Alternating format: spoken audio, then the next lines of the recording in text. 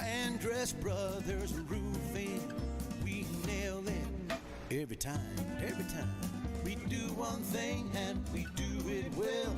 Since 1981, yes, time does tell.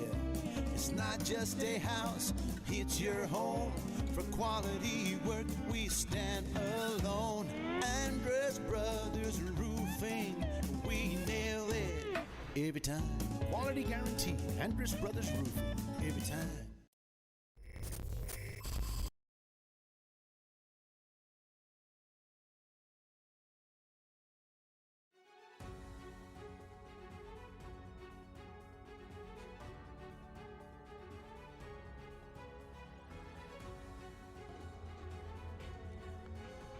The road to Jerry World has made its way to Abilene. We are in Wildcat Stadium on the campus of Abilene Christian University for the regional semifinals in Class 3A Division I. The Whitesboro Bearcats and Shallowater Mustangs here on the Shallowater Sports Network. Thanks for joining us on the Andrus Brothers Roofing pregame show. I'm Donnie Hart.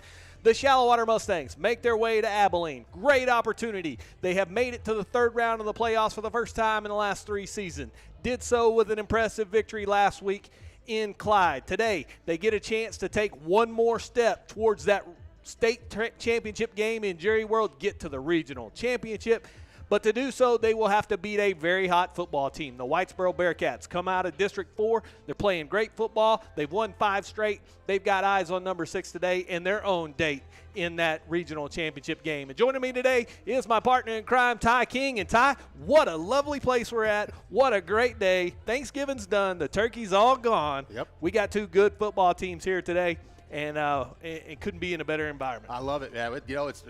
They've got a nice stadium here, and I think it's a beautiful day, and I mean, I'm ready. If you really got to be pumped up for this. It's the playoffs.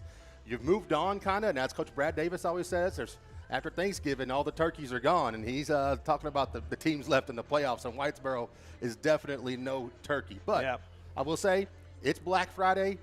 I'm going to say it's a little red and black Friday. How about that? Perfect segue to this. We take a look at the tail of the tape, and for the second time in a couple of weeks, the Mustangs playing a team they've never seen before, the Whitesboro Bearcats, who come in 8-4. We mentioned winners of their last 5 to take on this 10-2 Shallowater team, who's also on an impressive roll. The Mustangs have not lost since Childress way back before non-district. We take a look at the points per game, 35.7, 39.7, so both these offenses are explosive. The one stat that kind of jumps out to you, that Mustang defense does a little better job of keeping the opponent out of the end zone. They only allow 14 points a game versus 24.8. But in defense of the Bearcats, their district probably a little more competitive than the Mustangs was all season long. So you can see why they may have a few more points allowed than Shallowater does. 2 totally different styles, though, Ty. One of these teams, the Mustangs, is going to come in here with a 3-headed monster and add the quarterback into the run game. They're going to try to run over this Bearcats football team. Meanwhile, Whitesboro, they'd just as soon throw it all over the yard. Yeah, they will, and they will throw it all over the yard today. And we'll talk about their quarterback coming up. But, yeah, they bring it in. They want to spread the football around, throw it to a lot of receivers, get people in open space. Kind of a little bit what we saw last week with Early. Yep. Probably run a little bit better, a little bit more efficient. But, yep, it's all going to be down to that running game today, offensively, I think, for the Mustangs today.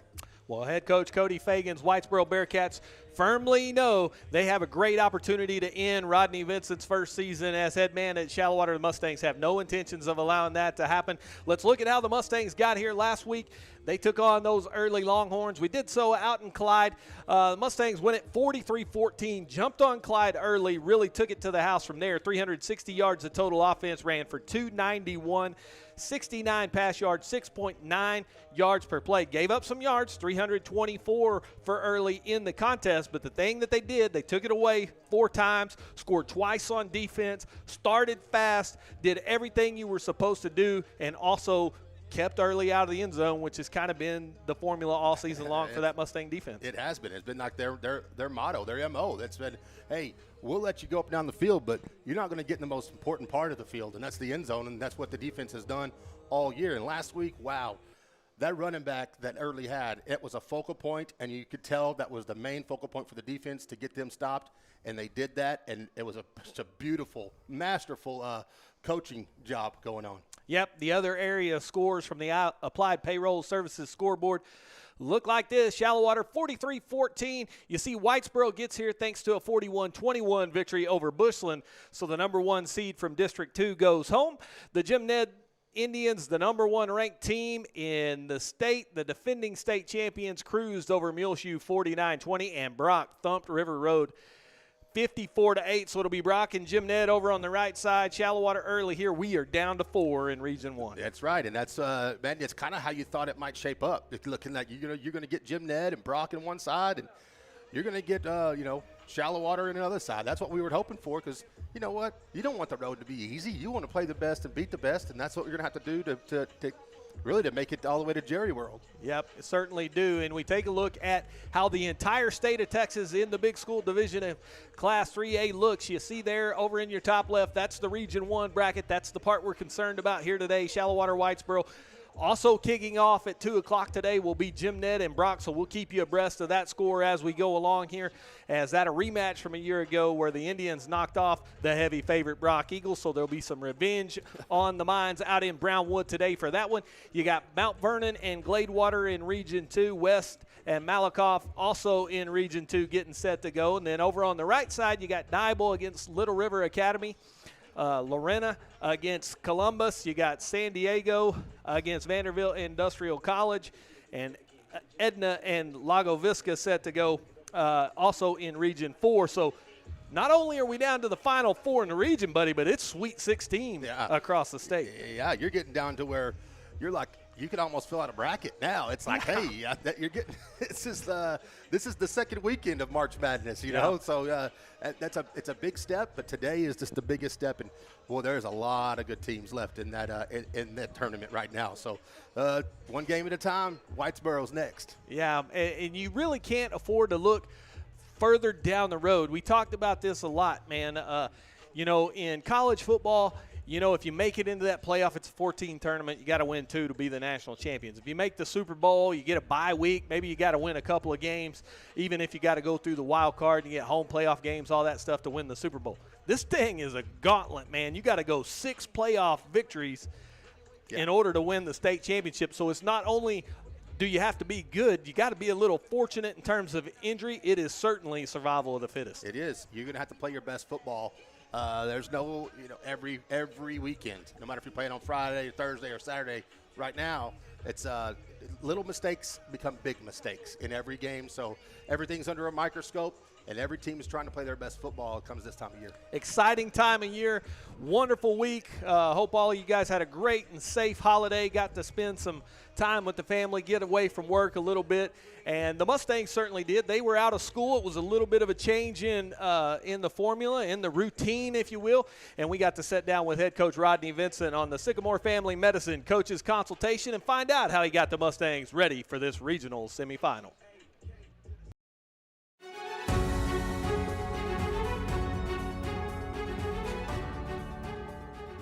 Well, I'm here with head coach Rodney Vincent. And Coach Vincent, you guys get that second round victory in the playoffs last week against a good early football team, and the Mustangs might have played their best 4 quarters of the season. No doubt. I feel like we played our very best. One of the things that we talked about with early is just their energy and how hard they played. But I was extremely proud of the way our kids came out and played. They played at a high level, and they played really hard. You guys got off to a great start, and you see when you start looking at other games, specifically like early Pilot Point, they got off to a great start against Pilot Point. They weren't able to recover. You guys do the same thing to them. So now we turn our attention to this regional semifinal round. Great opportunity, another team we match up well against in Whitesboro, but is it important for the Mustangs to get off to a good start and really try to take control of the football game early? I think in any type of big game, championship game, every coach knows how important it is to get off to a good start. But also, so many things can happen in a game, being able to weather a storm too. We talked to our kids about, because Pilot Point against early, they didn't weather the storm very well. They just let them keep burying them. You don't let one mistake become another mistake. So we talk about that a lot in big ball games. It's been throughout time, championship teams handle adversity the best. Those type teams know how to do it. And so we want to get off to a good start, but we also want to be able to handle anything that could happen in this game, Donnie, that might get us off track and be able to get back on track. Yep. So now, we're getting down to the nitty gritty, right? All these teams that are still left, nobody here's here by accident. Everybody can play. Anybody can beat anybody on any given night. What's it going to take for Shallowater to have a chance to knock off a very explosive offense in Whitesboro? Well, you're correct. I told our team when you're down to 16, they're all good, including Shallowater. Right. I made sure they understand you belong. Right. And you've got just as good a shot as any of the other 15 teams. And so that confidence, understanding that. But then when it comes specific to Whitesboro, they have a really good quarterback and three weapons at receiver. It's going to be same thing we had to do against early. We're going to have to cover well. We're going to have to match routes well. He's really agile. I mean, his agility in the pocket, the way he moves around, we're going to have good pass rush lanes also. Defensively, they have a great front again. We're looking at another really good front, good secondary. They're real similar to early as far as how athletic they are. And so it's going to be important that we take care of their down people and control their linebackers too. Our guys are going to have their eyes up. And then again, it comes down to protecting the football. The similarity in the two teams is they both, coming into the playoffs, have a really good turnover ratio. They take care of the ball and they take the football away. And last week, I feel like we flipped that on early, and we've got to do that again against Whitesboro. Yes, absolutely. And this again is an opportunity to play deep into the playoffs. But this week, unlike any other, you guys are out all week. You're on a holiday weekend. Obviously, you'll celebrate Thanksgiving tomorrow. But talk about how you keep the guys focused on the preparation of getting themselves ready for a playoff game on Friday with such an unusual schedule. Well, playing at Thanksgiving, either as a player or as a coach, some of my favorite memories are Thanksgiving week. There's no school going on, so it's football, pretty much football and that type of deal. We always try to plan some team building activities. We went and had a turkey bowl yesterday, get them competing and hanging out together. Right. That keeps them from probably doing other things. Tonight we have a Thanksgiving meal for all of our football family to get everybody together. I think those things go a long ways to just continuing to build that family. When you play hard for your family, you're tough to beat. And I think continuing to build those bonds is a big deal for us. But we are marking off every day in that playoff packet. They have specific goals that I remind them of that they've got to get better each and every day in our playoff packet. And I think that's been, I mentioned it earlier on in the playoffs. I think that's been key for us. It is, and you have to be intentional with your homework every night in that playoff packet, and it helps keep those guys focused on what we're doing. Well, the Mustangs' motto this season has been family over everything. This plays right into that. Good luck on Friday, and here's hoping the Mustangs come out with a win. Yes, sir. Thank you.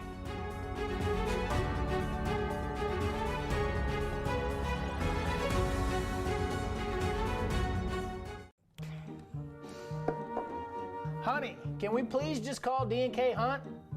I can do this.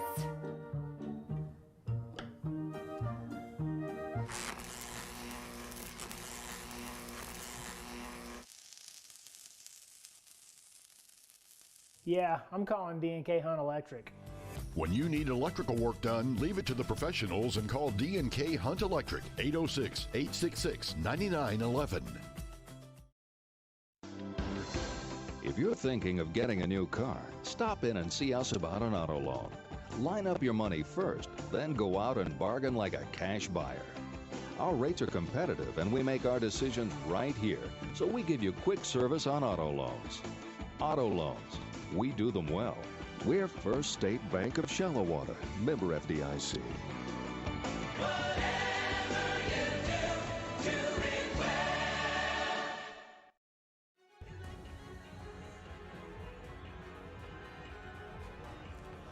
Welcome back to Wildcat Stadium. Donnie Hart and Ty King on the Shallowater Sports Network. The Whitesboro Bearcats, Shallowater Mustangs regional semifinals. Coming up shortly, you're watching the Andrus Brothers Roofing pregame show, and let's take a look at your Shallowater Mustangs offensive leaders, a unit that has really dominated on the ground all season long. You see three of those big headline runners there, all of them uber productive. A couple of guys over 600 yards, and Caleb Cox just short of 600 yards. So you got Cannon Reed with 603 and 9 TDs. Keegan Campbell, the leading rusher, at 667 and 8 TDs. Caleb Cox, 578. He scores the most touchdowns, kind of the goal line back, 14 TDs. Three-headed monster, three totally different running styles, three guys that produce an awful lot of percentage of this Mustang offense. Are you a Greek mythology fan, Mr. Hart? I like some of it, yeah. Yeah, Cerberus. Cerberus was the three-headed dog in Greek mythology, and he's a mean dog because he guards the gates of Hades. And so I believe that this is Shallowater's Cerberus here, and you don't want any part of any head of that dog. Yeah, no doubt about it. And, you know, you're going to see here later when we do the quarterback comparison, Garrett Forster also kicks in on the run game. You know, we played last week. You mentioned the fact about Mr. Bean from early, who we talked about last week in the pregame show. But this three-headed monster here, if you total this up, you know, individually it doesn't – I mean, nothing looks just – super impressive, right? I mean, you see 600 yards, 8, 9 TDs. You kind of go, you know, it's pretty good. But when you got three guys all with the same things, you start doing the math on that. Man, it's over 1,500 yards, 1,700. I'm telling you, and you brought it up just a little bit earlier, but yes, a lot of times you have to focus on one guy, one main running back on the opposing team. I think that makes it three times as tough. You don't know who's getting the ball. You don't know who's doing what. You know, you got to guard everybody. Yep, and so those are the guys to look for today as this Mustang ground game tries to get kick-started. The defensive leaders, this is a group that has, like we said, they've let you move it between the 20s a little bit, but they lock this thing down inside the red zone, keep opponents out of the end zone, keep them off that scoreboard. That's been the big factor in the reason why Shallowater is able to roll in here today with a 10-2 record. And you see the inside linebacker, the senior Braxton Barrett, the defensive end, senior Ross Crabtree, the outside linebacker, senior Major McCulley. You start to see a theme here with these seniors leading the defense and making big plays for Shallowater. And that's exactly what you want. If you're the defensive coaching staff and even and Coach Vincent, you want your seniors to start playing these roles and making these plays, and that's what you got in Barrett and Crabtree and Major McCulley. You got these guys that know they don't want to be playing their last game, and that's a big motivating factor, and that is a recipe for success because you got guys that are willing to play and put it all on the line tonight, and you know those three guys are doing it. And you see McCulley there as an outside backer. He's kind of a quasi-strong safety, so you really got playmakers at all three levels in that secondary in particular, and some guys that are not looked at on that graphic, but guys like Raston Copeland, guys like Chase Blackburn. Boy, they were so huge against Early last week, and, you know, you're playing a team that has kind of a similar philosophy, so you're going to have to be clean in the back end. Yeah, they're going to throw it a lot more than Early did last week as far as you're not going to focus too much on the running game. So you're right. Trevor Wynn, Raston Copeland, Brett Hall, and Chase Blackburn have their work cut out for them today. They definitely have their work cut out for them today. Now, here is an area where you say, okay, these teams look equally matched, offensively, defensively. But here's maybe where you put the check mark over on the Shallowater side. Special teams. Kicker, Clayton Vincent, freshman. 55 of 63, 5 of 6 on field goal attempts, 36 yards. He's also a weapon on kickoff, kicking it deep. So the Mustangs have a kicking game this year. And then they got the uber return ace in Trevor Wynn, who's already ran 3 punts and a kickoff back for a touchdown. Man, that is such a special weapon on special teams, both of those guys. I mean, and it goes unsung a little bit on that kickoff because, man, that's huge to have a guy that can kick it into the end zone and get teams to kind of start from under the 20. Man, that's a big thing. And, man, Trevor Wynn just gives you a huge advantage. He can flip a field. He can return it for a touchdown.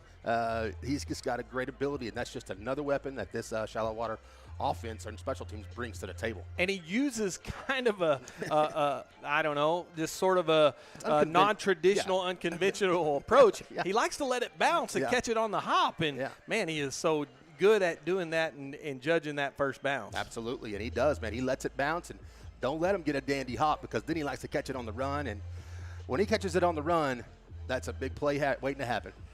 Well, it'll all start at the Signal Callers today, and we got a heck of a matchup for this one. Excited about it. So you got Mac Harper wearing number 10 for Whitesboro. He comes in 126 of 187. Great passer, 1,977 yards, 22 TDs, 3 interceptions, has ran for 280 yards and a couple of touchdowns. Matched up against Garrett Forrester for Shallowater. 94 of 180, 1461, 17 touchdowns, 5 interceptions, 609 yards, 6 TDs for Forrester. 2 guys that really are in control of their offense, and it'll all start with these 2. Absolutely. And, I mean, and Garrett, man, he's played so well as far as the last couple of weeks in district and coming into the playoffs. He's in control of the offense. You know, last week, yeah, he did have a little bit of a slow start. But you know what? He does bring that running game into it, and that's what Mac Harper does not bring to the table. But watching the film of Mac Harper, he can throw it all over the field, Mr. Hart, and you're going to have to get used to that today, and that's going to be tough. But, man, you know what? I'll take Garrett Forrester any day of the week right now. That dude's tough. He can tough with running the football. And you're right. I think he needs to play on the kickoff team. He just needs to do something. Just get tackled and then let him go. Yeah, hopefully somebody's in the locker room like banging heads with him right now to kind of get him settled down. But I'll say this, you know, these 2 guys are going to look very similar in build. Both of them 6'2", 6'3", right around there, right real close to that 180, 190, 200-pound mark. You know, you mentioned the fact Forrester is a little more of a threat. When we were talking to Coach Vincent, he said, you know, Harper doesn't do quite as much, you know, with run game particularly, but when he moves, he's really good in the pocket and extending plays while he's buying those receivers time. He's got a lot of weapons that he's trying to get open, and man, there's 3 guys that the Mustangs have to worry about here today, the key players for Whitesboro. These 3 wide receivers all will have the attention of that Shallowater secondary. They will, and he throws it to every one of them, and every one of them a lot. And so it's Hermes and Chase Sanders and Torrin Nagelstad. Dude, those 3 guys, they're not game breakers, but they're just they catch a lot of passes. Yep. And they work mismatches, and they find the open spots, and that's what they do, and they beat you to death with that. Yeah, and Hermes kind of reminds me of Mason Aker. He's a long, rangy guy, 6'4", a guy that maybe Shallowater offense is kind of missing that outside receiver that you can just kind of throw jump balls up to. Those other 2 guys operating in the slot, making big plays. And we didn't even talk about Sean Shares, the other outside receiver. He might be the most explosive, although his stats not as good as these 3. Yeah, you're right. And just watching the film, I may have misspoke, and I didn't mean to. I was just saying they will stretch the field. We saw them last week throw 3 or 4 40-yard passes, completions, and a couple of them are touchdowns. So they do like to throw it all over the field, and that's what I mean to say. They throw it all over the field, and they try to find mismatches over the field in open spots. Well, I tell you, this is going to get fun in a hurry, partner. We've got a terrific matchup coming up as the Mustangs and Bearcats getting set to go. The Andrus Brothers Roofing pregame show drawing to a close. The teams are starting to make their way out of the locker room. Hair on my arm starting to stand up a little bit. It's almost go time. Do or die. Winner keeps moving. Loser plays basketball. What are the Mustangs got to do to make sure that gym stays closed for another week? Mistakes. Limit the mistakes. Take advantage of Whitesboro's mistakes. So turnovers, no penalties. I think that's the 2 keys today. No turnovers. Win the turnover battle. Keep the penalties at a minimum. Yeah, you know, playoff football, it seems like that's always a theme, right? Turnovers, all that stuff. You know, we were talking to Coach Rodney Vincent. I think he made a great point to me. I think it's something that I will say is important here today.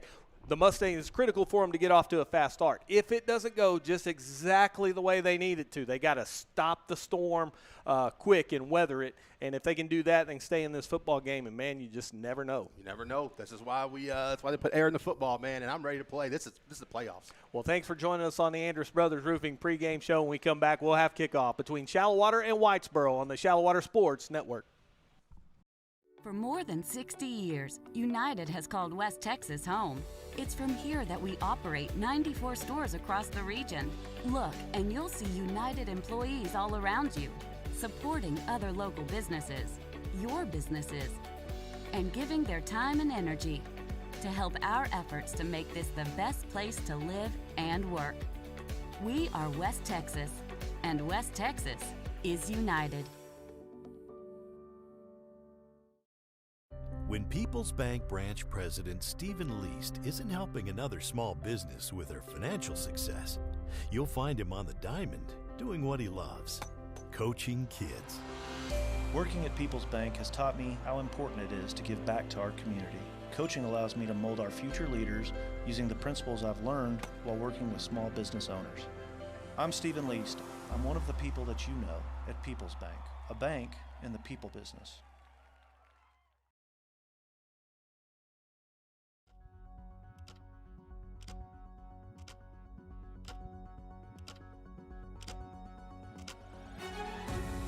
Touchdown, Shallowater Mustangs! Jakari Davis, and he threw it out of the gym. We'll shoot the three. Nobody came to stop her, and Jenna will.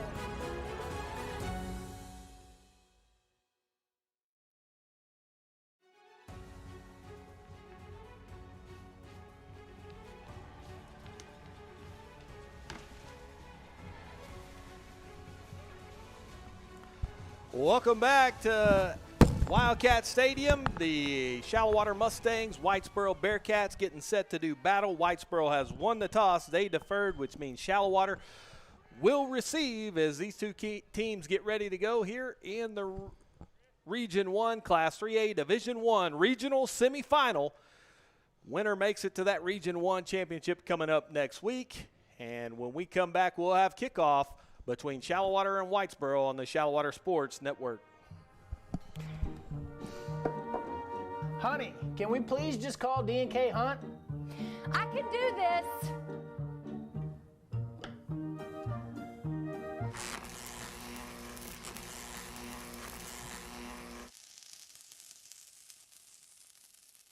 Yeah, I'm calling D&K Hunt Electric.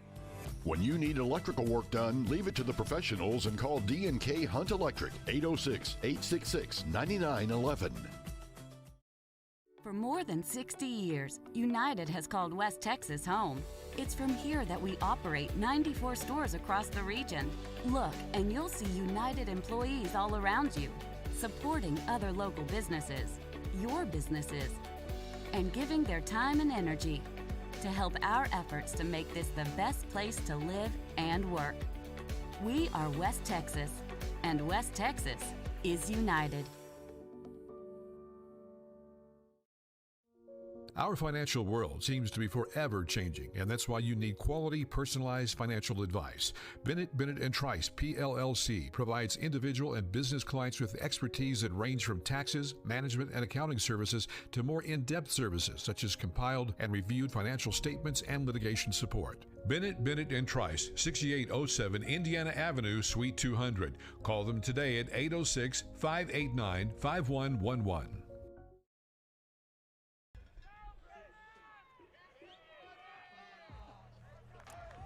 Welcome back. Wildcat Stadium in Abilene. Donnie Hart and Ty King. We are just about set. Shallowater will defend the north to start this football game off, and they will send their three running backs back deep to return, as it'll be Campbell, Reed, and Cox, the deep men for Shallowater, as we are just about ready to go here. And for Whitesboro, it'll be Jaden Hedges to kick off. To get this party started, he'll do it from the 40-yard line on the near hash. Cox will be the deep man standing at his 20-yard line. Campbell and Reed slightly ahead of him on either side at the 30. And a little fake kick there, and now we'll reload, and that Mustang kick team will spread out. They were ready for that. Yeah, a little bluff onside. Here's the kick towards the near side. It'll be Cox from the 11. Dropped the football, picked it back up. Caleb slipping and sliding his way to the 15. Now looking for the edge 20 and up to the 23-yard line, where the Mustangs will set up shop 1st and 10 and be led out by that senior quarterback, Garrett Forrester. Forrester, 6'2", 199 pounds, will wear number 11, 94 of 180, 1,461 yards, 17 TDs, 5 interceptions, 52% passer, 609 yards, and 6 touchdowns on the ground. And he'll start from the pistol. It'll be Caleb Cox, the back directly behind him, with Major McCulley in there at fullback. And we'll see if this Mustang offense tries to start fast like they have in recent weeks. Swing pass out to Cox. Bounces outside. Trying to turn the corner at the 25-yard line. Dives up to the 26. Picked up 3. 2nd down and 7. And the Mustangs in a hurry to set up a new formation. Beautiful day for football, Donnie. It's 63 degrees here in Abilene today. Just a slight breeze going against the Mustangs right now out of the south. But it's going to be about 63 degrees for the whole game. It's going to be beautiful. It is absolutely outstanding here in the fall football in the playoff run. Forster, quarterback draw right up the middle across the 30. Got peppered at the 30 and is still dragging tacklers up to the 31-yard line. So a 3rd down and 2 coming up, and there's that contact Garrett needed. He already did. You got it. He got it early, man. So listen, that's a good sign, and that's good news. And it's 3rd and short, man. It's a big drive, opening drive. You want to get at least a couple of first downs if you don't get anything. 3 receivers to the near side. Forster, speed option, kicks it out. Cox tries to cut it up inside, lowers the shoulder, has the 1st down to the 35-yard line with a Shallowater First State Bank 1st and 10. Yeah, and they're going to go fast. They've done this the last 4 or 5 games, started the game off with a hurry-up offense, and that's just to get everybody, wake everybody up. Reverse, Trevor Wynn out to the left side, stiff arms a man, turns the corner 40, midfield 45, and out of bounds at the 41-yard line across the way. A First State Bank Shallowater 1st and 10, and Trevor Wynn in open space. And nobody better to lead him than big JoJo Reyes out front, getting out there, blocking on the edge, opening up space for Trevor Wynn, and a great big chunk play for the Mustangs. Mustangs will work from the shotgun this time, backs to either side, play action. Forster didn't like it, pulls it down, and will just eat it back at the 46-yard line. Sack to loss of 5, but there, Ty, the flats was covered, and Garrett did a good job of not making a mistake. Yeah, you get deep in the playoffs, you'll see teams get better on defense. They've seen film, and their coaches is better. Coaches are more well coached as far as scheme goes. So Coach Davis will have to be a little bit tricky to find ways to get McCulley or the fullback out of the backfield to football and to try to work things in the flats. Forster and company here faced with a 2nd down and long. They have moved it into Whitesboro territory to the 46-yard line, and Garrett from the pistol. Give to Caleb Cox, big hole to the 40, 35-yard line, and knocked down at the 34. And a big run there for Caleb Cox makes it 3rd down and a makeable 3. Yeah, absolutely. And I mean, he had blockers out in front too, and it was I think it was Carter Gilson out there just leading the way and opening up that big hole for Caleb, and a big down, and now it's 3rd and manageable. Yeah, 3rd down and 3, so 12-yard run there for Cox, and all of a sudden the Mustangs will have 2 downs to make 3 yards, keep this drive alive. Forster from the pistol gives to Cox, weaving his way, got another yard up to the 33, but he's short, and it'll be a long 2 coming up here as 4th down and 2, and the Mustangs need a big play. They do need a big play, but the good news is Coach Davis has the ability to go with anything. He can throw the football if he wants to. He can stay with the run game if he wants to. The playbook is wide open here on 4th and 2. Forster will give instructions to that offensive line. They've done a great job all year long winning at the trenches.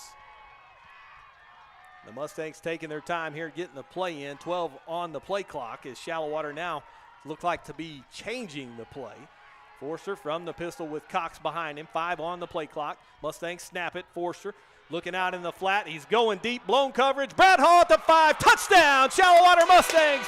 Garrett Forster to Brett Hall. 33-yard touchdown. And Shallowater takes a 6-0 lead. Oh, they're so worried about McCulley out in the flat on that 4th and short, and then they just let him loose. They let Brett Hall go, and it's a blown coverage. And Garrett Forster, man, he's a senior, buddy. He's played a lot of games this year. He's going to see the field, and that's a beautiful throw, beautiful catch, and a beautiful play call, and a beautiful start.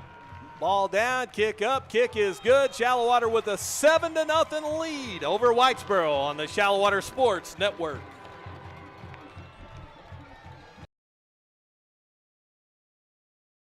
For more than 60 years, United has called West Texas home. It's from here that we operate 94 stores across the region. Look, and you'll see United employees all around you, supporting other local businesses, your businesses, and giving their time and energy to help our efforts to make this the best place to live and work. We are West Texas, and West Texas is united.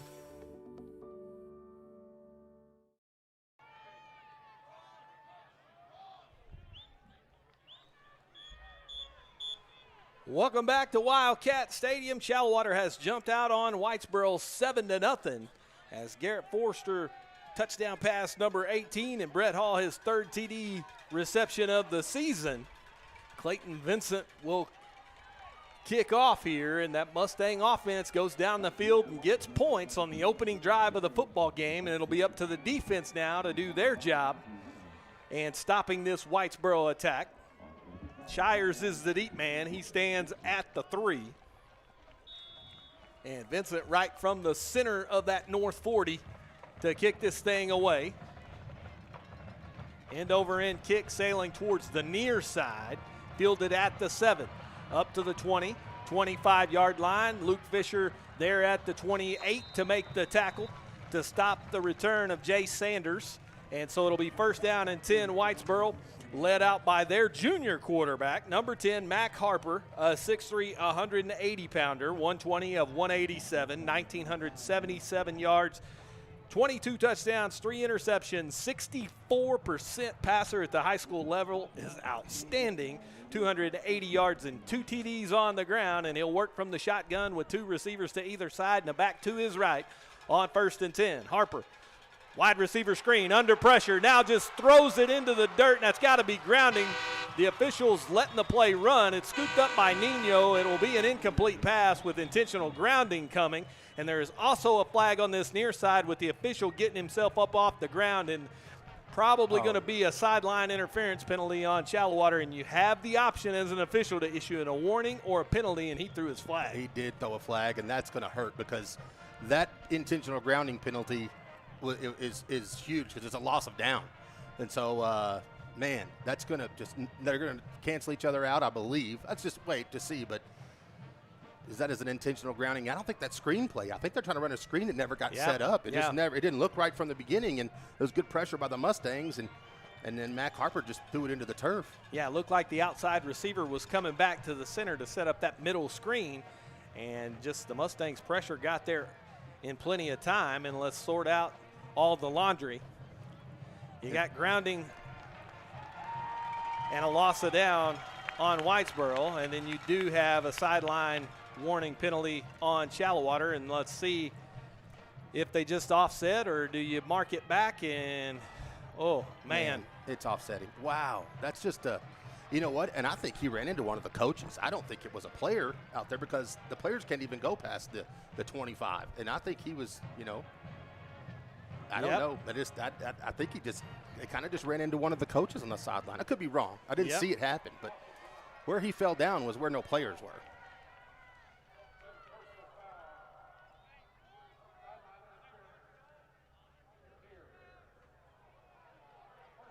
I think they might have enforced them both. Trying to figure out there. A personal foul, I think, overshines just the common foul, but I'm not sure if grounding is a common foul. Now the officials have come together to talk.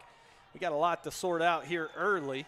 Wasn't just a real thorough explanation up to the entire crowd, that's for sure. Well, he did say, personal foul, sideline interference. So that would be, that's going to trump whatever the call was on the offense. The second one of those on the Mustangs. So they gained yards and a first down, Yeah, put it at the 29-yard line, first and 10, and after all said and done, here we go. Fresh set of downs, 3 backs in the backfield. Harper to the right out of the shotgun. Here's the snap. Speed option to the near side. Mustangs have it played well. McCulley was not fooled. No gain. Got back to the original line of scrimmage, second down and 10. Man, absolutely. They wanted to run that option. McCulley was there for it, and so was Chase Blackburn. You got 2 seniors out there just waiting to make a tackle, and you're not going to get through one, much less both of those guys. Jay Sanders is the inside receiver they use the most in the run game. He's got a couple of touchdown runs on the season for Whitesboro. And it'll be second down and 10 as Harper from the shotgun with 1 back to his right. Sanders comes in motion.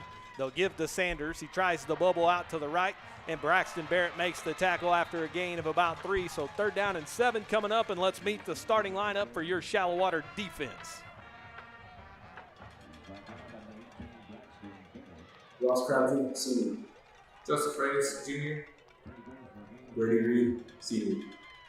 Lorenzo Nino, sophomore. David Fox, junior. Paxton Barrett, senior. Benjamin Kelly, senior. Raston Campbell, senior. Keegan Campbell, senior. Chase Blackman, senior. Brett Hall, senior. The Mustang defense converges to sack Harper. He loses 2. 4th down and 9 coming up, and Shallowater, in essence, gets a 3 and out to start this football game. Yes, they do. They kind of just fight against an early penalty, and big Mr. Senior Ross Crabtree in the backfield and getting the sack there as well. I believe I couldn't see if it was.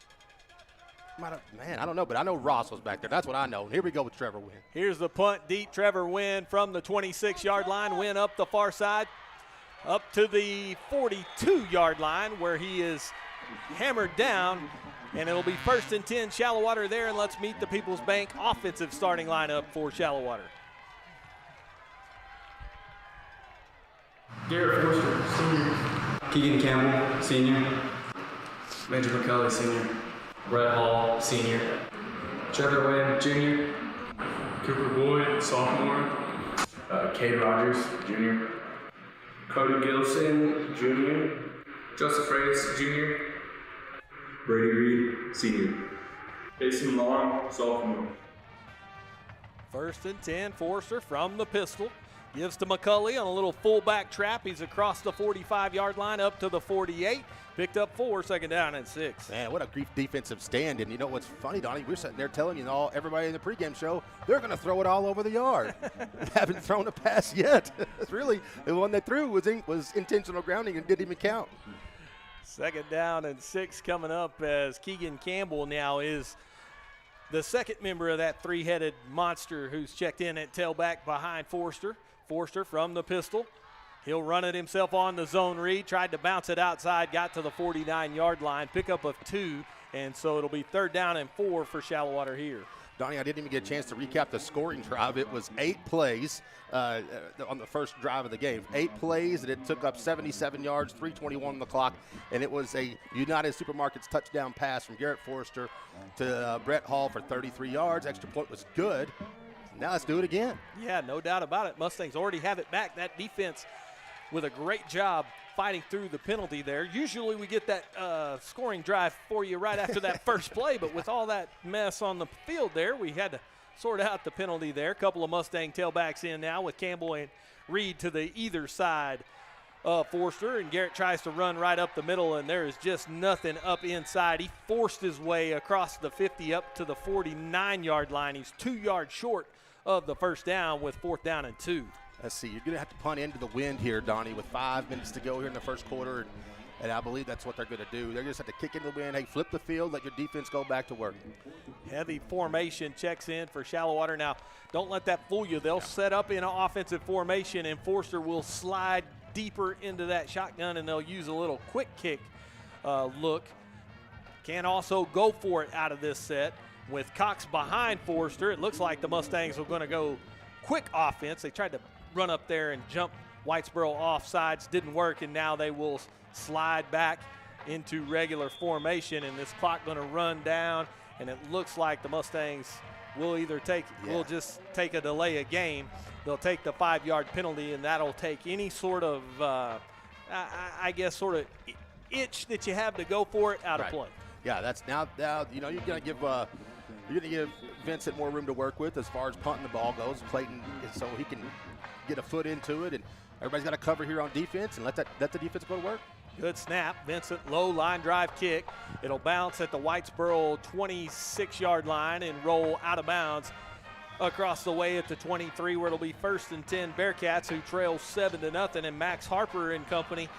Mustangs were able to get pressure on him, so there's 2 schools of thoughts. You got to guard all these receivers or just go hit the passer. Yeah, that's sometimes it's pick your poison, but that first drive, man, it was just pressure, and on that 3rd down, I don't want to miss anybody because Ross Crabtree was in on the sack, but so was Cutter Watson. Right in there just to put pressure and make it uncomfortable, and I think that's a good school of thought today. Make Mac Harper uncomfortable back there. Yeah, try to get him off the peg. That'd be good. Harper from the shotgun. Has Asher Contreras to his right. He'll try to pull it down and run with it, trying to get what he can get. Scrambles all the way up that right side. Brady Reed over there just kind of pulls him out of bounds. Looked like a right guard knocking his man to the ground over there, and so it'll be a pickup of 5, 2nd and 5. Yeah, a couple of chances to get a hold of Harper, who's not, he's not that big of a runner, but he's shifty back there. He can really throw on the run. From what we've seen on film, Donnie, he can throw on the run. And but that time he decided just to run it and pick up a nice gain on first down. Yeah, he's elusive in the pocket, and that's good. He slides around, buys time, and usually can find a receiver open. The Mustangs secondary knows that. They just kind of played Velcro there and plastered to their man. This time it'll be Harper running the speed option out to the right, and it's Caleb Cox who's there to make the tackle. He got a yard, and so we talk all this about Harper, he's going to throw, he's not going to run much, not going to do that. That's a couple of rushing attempts already for Mac Harper. A couple of rushing attempts, and this is what? They're the 6th play of the day. They've yet to put one ball in the air. So, maybe they're trying to zig when everybody's zagging. Kind of what Shallowater's trying to do, but now they've got a 3rd and short to work with. Yeah, 3rd down and 1, ball at the Whitesboro 32-yard line. Man comes in motion. Harper, and he gave it to the back up the middle. Jake Warren thought it was in Harper's hands, and it's Contreras right up the middle with a first down up to the 40. Yeah, Jake Warren with a little commentary tonight. He's getting in the game early. I like it. That was Jake. But, it was a first down, and, you got to – Contreras does come in, Donnie. He does run the football. He's got, he comes in, but he catches a lot of passes too, so you don't really worry about him on the ground. But they do like to give it to him in those kind of situations. 3 receivers set into that boundary. This is Sanders on the jet sweep, and he won't get much.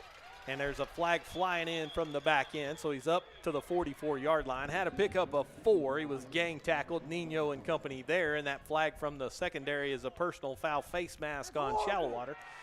So 15-yard penalty will move the ball into Mustang territory and give the Bearcats a fresh set of downs. Yeah, somebody just got a hold of the cage there on Contreras, which that was Contreras who carried the ball, correct? Yes. Yeah, Contreras, and I'm telling you, they don't have his height and weight in here, but he has a hard time getting on roller coasters. I'm going to tell you that. That's just, he doesn't like Six Flags and the fair and all that because he didn't get to ride everything, if you just get my drift. Yeah, and that one also was another diminutive guy. That was Sanders who carried it there on the jet sweep. I gave you bad advice on that. No, you're good. No, that's all right.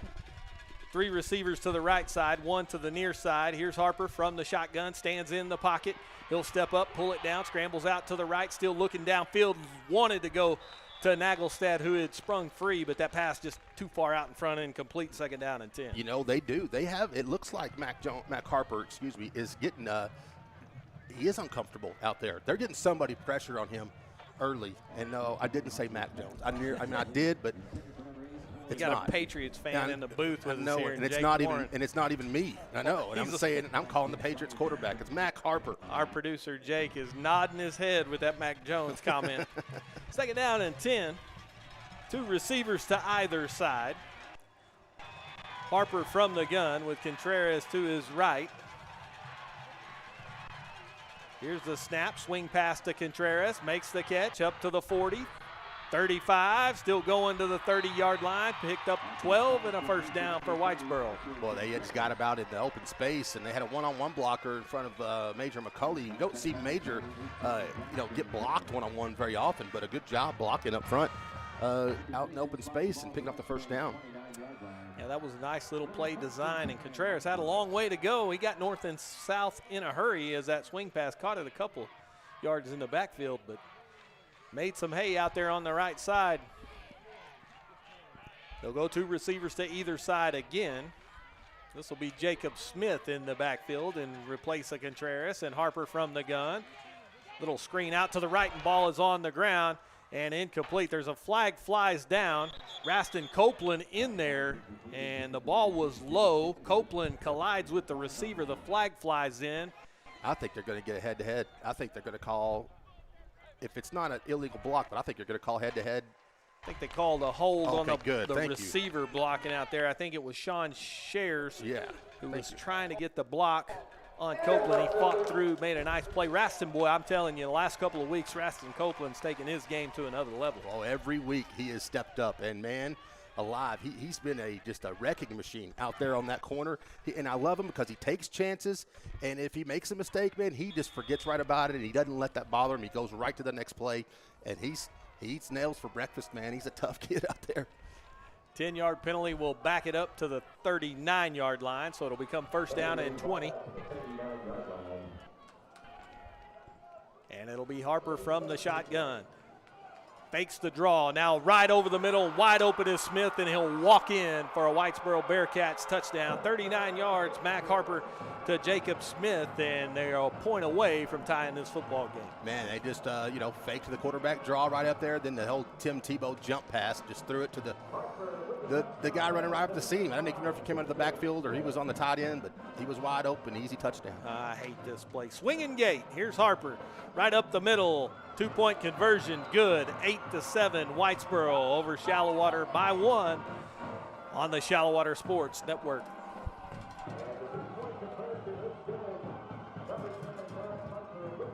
For more than 60 years, United has called West Texas home. It's from here that we operate 94 stores across the region. Look, and you'll see United employees all around you, supporting other local businesses, your businesses, and giving their time and energy to help our efforts to make this the best place to live and work. We are West Texas, and West Texas is united.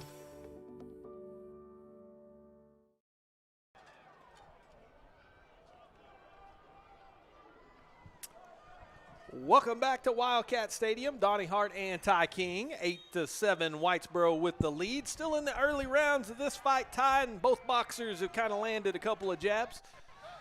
Yep, they have, and I mean, it's going to be I'm telling you, this is going to be one of those 15-rounders today, Mr. Hart. It's going to be a long fight because these two teams are tough, and you could tell these are two evenly matched teams.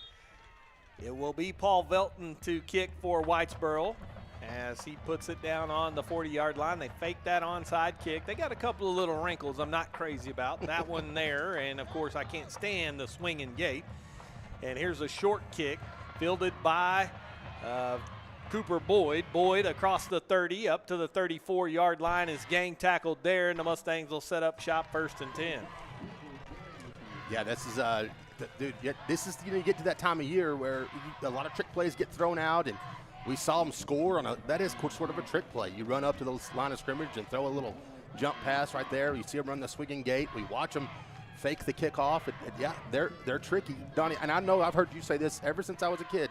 You call that trick ball. Yeah, trick ball. A little trick ball. Well, that jump pass is really something you use a lot on the goal line. Really is where you see those colleges use it so effectively because you get those backers peeking into the backfield. And that time, boy, they hit a big play right out in the middle of the field on a long yardage situation, usually one you're not expecting to get, as Cannon Reed falls forward, picked up 5, and just powering it off that left side and puts the Mustangs ahead of the chains with 2nd down and 5. Yeah, that's a great first down, just to kind of just get off to off on that left side of the line, get in behind Cade Rogers and Carter Gilson over there on that left side, and let them go to work and just pick up yards, just pick up chunks. You're getting down to the end of the first quarter here, so just let's get a good drive going and then play with the wind a little bit. Yep, 1:12 to go in the opening quarter, and from the shotgun with Campbell and Reed to either side.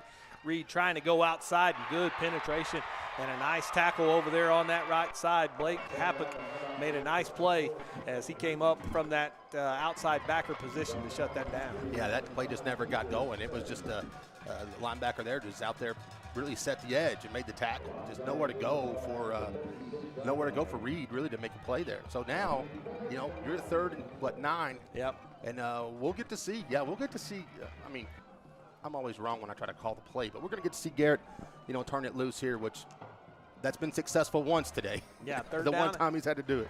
3rd down and 9. The Mustangs, moved down the field pretty briskly on that opening drive. Second drive didn't go so well, and this one not off to a great start, and that play is blown dead with a false start. Looks like the receiver started early on this near side.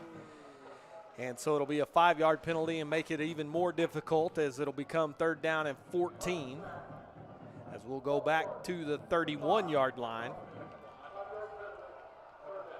And and here's where the offense they love to Shallowater pick up a big yard. We've already seen him pick up a big play on the end around with Trevor Wynn. You might could see that again, or the play action. Just see if they can pick up McCulley in the backfield or in the flat or up the seam. Just something, at least to pick up some yards and flip the field again is what you're going to try to do. But we're going to go to the second quarter. Yeah, I think Coach Vincent looked up there and saw that game clock and play clock were in Shallowater's favor. And so here with a big 3rd down and 14, the Mustangs will let it run out, switch ends of the field, get the wind at their back. And when we come back, we'll have a big 3rd down and 14 for Shallowater, who trails Whitesboro 8-7 on the Shallowater Sports Network.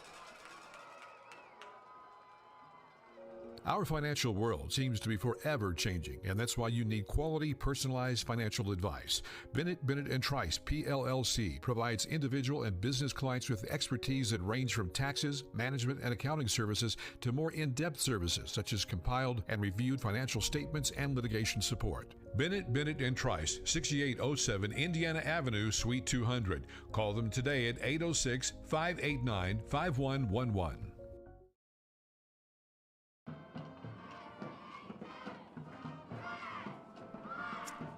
Welcome back to Wildcat Stadium in Abilene. Donnie Hart and Ty King on the campus of Abilene Christian University. And what a beautiful facility the Wildcats have here. It is just an outstanding venue for football. Yeah, and it's not, this is nothing against the great people from Clyde, Texas. Yeah. Where we played last week. And this is nothing against people up in Panhandle where we played earlier this year. This is what a press box looks like. This is a press box, I'm telling you. I know it. Oh, man.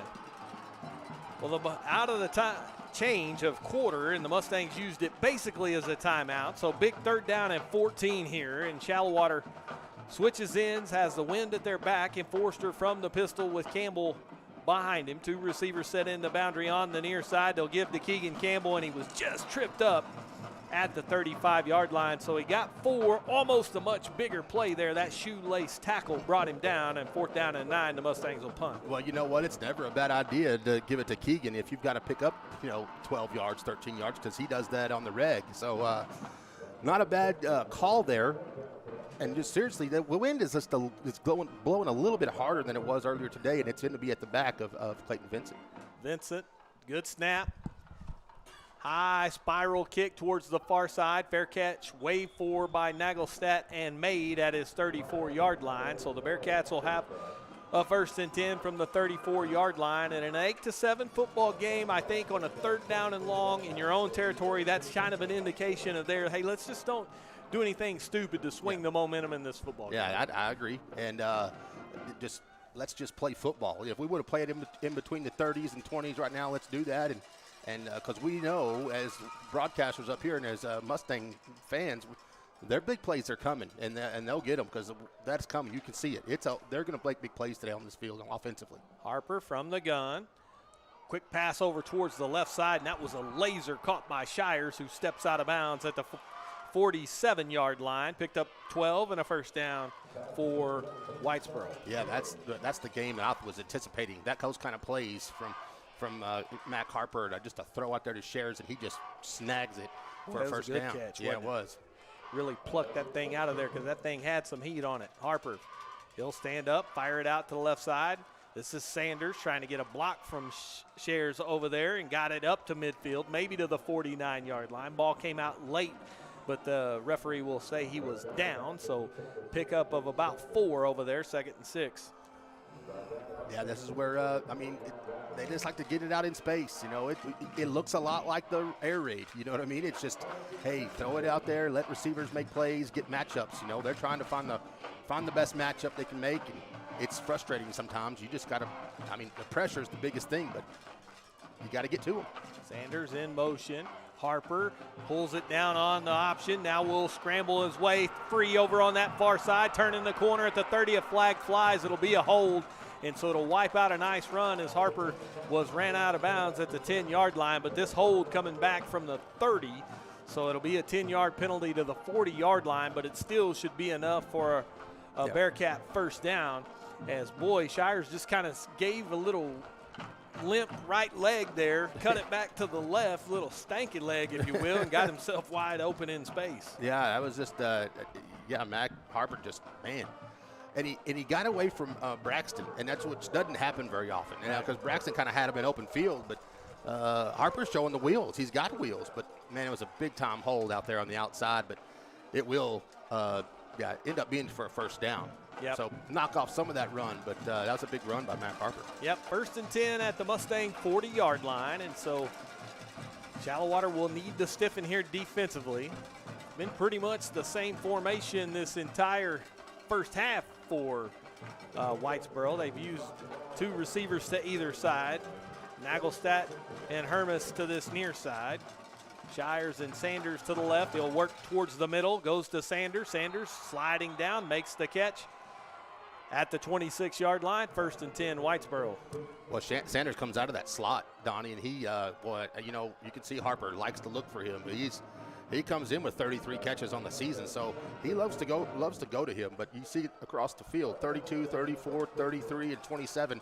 All these guys have caught a lot of passes all year long. Yeah, 14-yard gain there, 1st and 10. And now empty set here as Harper from the shotgun stands by himself. He's in the pocket, going for it all up that left side, and incomplete. Was trying to go to Smith, and good coverage there from the Mustangs. Brett Hall in good coverage, good position. Ball's incomplete, 2nd and 10. Yeah, that's good because Harper was going to have to throw that perfectly, and Harper didn't want to play around. He didn't want to throw the interception, so he just threw it way out there out in front. That's a product of good defense is what that is. 2 tight ends in front of Harper, who's 2nd down and 10 from the pocket, scrambling towards his left. Reyes flushes him out. Raston Copeland will come up and make the tackle, but Harper picked up 10, maybe 11 up to the 15-yard line, moved the chains. 1st and 10 Whitesboro, and making plays with his feet. Mac Harper continues to be a menace. He is, and that's just, man, we really didn't expect that coming in. I mean, he does have 90 carries on the season, but for a quarterback in this kind of system, that's not unheard of. It's just 280 yards for the whole season. That's not much, and so, but boy, he's really shined on with his legs today. Smith comes in motion, jet sweep, he'll take it across the 15 up to maybe the 11-yard line. They'll spot him down at the 12, so 3-yard gain, 2nd and 7. Yeah, and that's just that's a good tackle there from Caleb Cox. He gets him just on the ground and kind of limit the damage here because here now the Bearcats have a chance to pick up a first down inside the 5-yard line and still without scoring. They can pick up a first down, so the defense got to tighten up here. Now Sanders will join Contreras in the backfield. So 2 backs back there with Harper. Sanders comes in motion towards the near side. Option out to the left. Contreras, can he run through that tackle? He did. And he's inside the 5-yard line, out of bounds over on the at the 4-yard line. So it'll be 1st and goal, Whitesboro, as they are knocking on the door. Yeah, that time, you expect Caleb, I believe that's Caleb Cox out there again. I mean, he did make a good pursuit and a good play. Just couldn't keep Contreras from moving forward. Yeah, low center of gravity, kept those knees churning, got the yardage. 1st and goal, Whitesboro at the 4. This is where the Mustang defense has been good all season long. Harper now from the shotgun. He'll run it himself, puts it under his arm, jumps over Ross Crabtree, and is now knocked out of bounds. Caleb Cox slams the door. He got a yard up to the 3, so it'll be 2nd down and goal. And let's see, they give him progress to the 2. Nope, they'll put it out just inside the 3. So 2nd down and goal. Yeah, that's a little play action design run for Mac Harper. I think the whole way, maybe it was an RPO, but he went to keep it, and that was good pursuit and good gang tackling from the Mustangs. And you're right, Donnie, this is where they've been good all year, inside here. But today's offense is a little bit different animal. It's going to be tough. 3 receivers set into the boundary. Harper give to Contreras, straight up the middle, met, and that offensive line just powers him on in. They might have had him stood up at the 1 as Brady Reed and company shut the door, but the offensive line had leverage and just powered him in for the touchdown. And so Whitesboro is up 14-7, and lining up for a more traditional extra point, which I appreciate. Yeah, you do. And I got no look at their kicking game in pregame. I got to watch this. Who's their kicker? Number 7. I got to watch Sterling Garden, and he's a toe poker, and that's always dangerous. Here's the snap, ball down. Garden's kick high, and that was the best one we've seen him that kick. Is the best one. Right down the middle. It is good. An 8-point Whitesboro lead, 15-7. on the Shallowater Sports Network.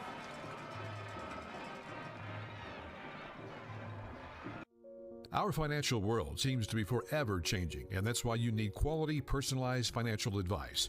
Bennett & Trice, PLLC, provides individual and business clients with expertise that range from taxes, management, and accounting services to more in-depth services such as compiled and reviewed financial statements and litigation support. Bennett & Trice, 6807 Indiana Avenue, Suite 200. Call them today at 806-589-5111.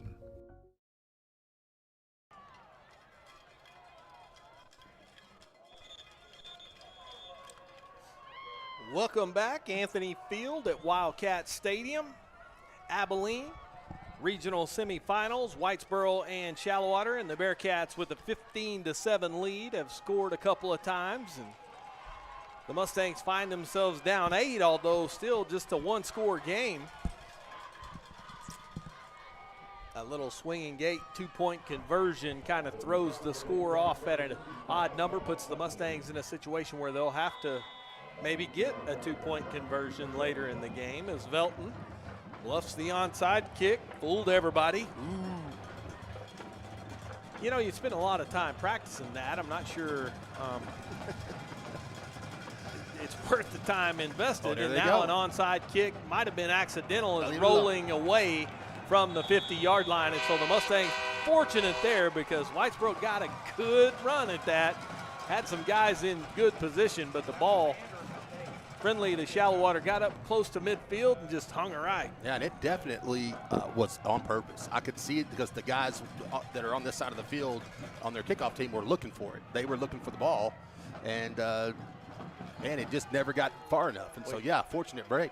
Boy, you talk about a roll of the dice. You're up 8. I mean, they've been playing pretty good defense. They'll give the Mustangs great field position at the 47-yard line, and so Shallowater happy to take that decision from Whitesboro, and Garrett Forster and company will start this drive in Bearcats territory. Keegan Campbell behind Forster, who's in the pistol. McCulley is the fullback there in front of Forster. Here's Campbell, got a block across the 45-yard line, falls forward to the 42. Nice little 5-yard gain, and so 2nd down and 5. Yeah, good start there on 1st down and pick up big 5 yards. And, you know, that's what this offense will do. They start just kind of beating you down and breaking you down, and then they beat you with the play action. And so that's coming, folks. You know that's coming, but this is you got to set it up. Let's just run the football. Forster again from the pistol, goes option. Now he'll bluff the pitch, turn it right back up the center, spins forward, still on his feet at the 35-yard line. Has a 7-yard run. First State Bank Shallowater, 1st and 10 for Garrett Forster to the Bearcat 35-yard line. What a great decision by Garrett just to hold on to it and not pitch the football. And he had open space, and then he starts banging into guys, and that's where he picks up extra yards. So that's a great decision by the senior quarterback just to keep it and say, hey, let me pick up a 1st down here, boys, and we're gonna march this thing down into the end zone. I tell you, this Bearcat defense, they don't have a ton of size over there, but they swarm to the football. Got to give them credit. They've done a good job of keeping this Shallowater offense at bay so far here in this first half. Forster setting up the wide receiver screen. Wynn has blockers, 25, 20, runs through a tackle, 15. Trevor Wynn inside the 10-yard line to the 8. First State Bank Shallowater 1st and goal coming up as Trevor Wynn makes a play in the pass game. That's a beautiful play call, and it's a beautiful execution right there. That's a great throw from Garrett to get it out there to win an open space, and then he had the guys like Gilson and the guys blocking out in front to get that big chunk gain and then let Trevor pick up the 1st down. Yeah, I saw Cade Rogers release out there and knock a few guys down too, and so that was a nice little escort as Caleb Cox, the big back, checks in. He'll be behind Forster, who is in the pistol on 1st and goal at the 8. Play action, looking out in the flats. Forster's pass incomplete, went over the head of McCulley. Kind of threw it in between Boyd and McCulley there. Yeah. But no harm, no foul, incomplete 2nd down goal. We had a perfect view from it for here, Donnie, and it was covered up, and Garrett just said, hey, I'm going to throw it out there and live to see another day. Yeah. And, man, we've seen him earlier in the season. That's not a throw he would make. He would maybe try to fit it in there or, you know, do something else with it. But, man, that's a beautiful job. Incompletions sometimes are a good thing. Yeah, they're not bad plays. you know, when the alternative is Yes. pick six is the other way, and that was well covered in the flat. So good decision by Forster from the pistol. Gives to Campbell, slithering his way inside the 5, got to the 4, got half of it. So 3rd down and goal from the 4, and 2 downs to get 4 yards here, and then try to either draw closer or tie this game up. Yeah, no doubt. And this is a chance right here. I mean, you don't know what they're going to do, obviously, but I mean, just to let those big guys up front keep pushing them forward, give Keegan or McCulley a chance just to run this football, or even Garrett. Here's the snap. Forster gives to Campbell. Stretch play to the right. Diving towards the goal line. He's short to the 2. Got half of what he needed that time, so he's got half every time. And it'll be 4th down and goal from the 2, and the Mustangs have to go for this. Yeah, there's no doubt. Oh, wait, they are sending Clayton out there now. So. Yep. There you go. Yeah. We'll take the 3. Yeah, how about that? We'll take the 3. And you know what? Points will be premium today. Let's get points on every drive. You'll win this football game, but golly, get it down that close. It's tough to come away with 3. Yeah, Mustang offensive line not happy as they came off the field. Ball down at the 10-yard line. Clayton Vincent's kick is hey diddle diddle right down the middle. 15-10. Mustangs have cut it to 5 on the Shallowater Sports Network.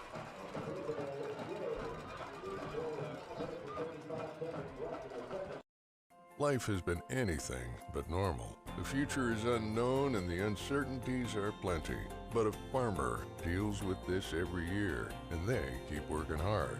At People's Bank, we strive to live out those same values. It's easy for a banker to be there in the good times. But at People's Bank, we're there when the rain isn't falling, the wind keeps blowing, and the drought continues. People's Bank, a bank in the people business.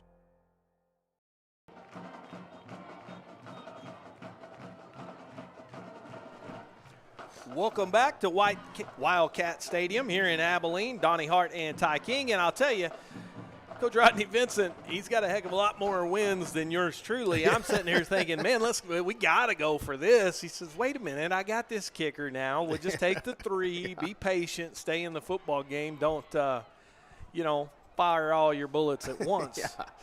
Come away with points because, I mean, and now, I look at it and go, okay, I like it. Let's do that. Because you take a look at this defense, even though they've given up 2 touchdowns to date, they're at plus 12 on the season on turnover ratio. Right.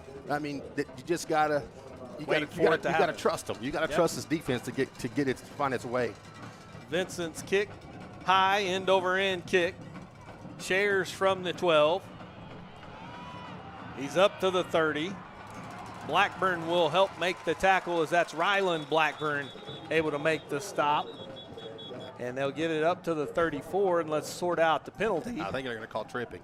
Couldn't see who it was. I think one of the Mustangs just said, hey, I'm going to stick my leg out there and try to get a trip.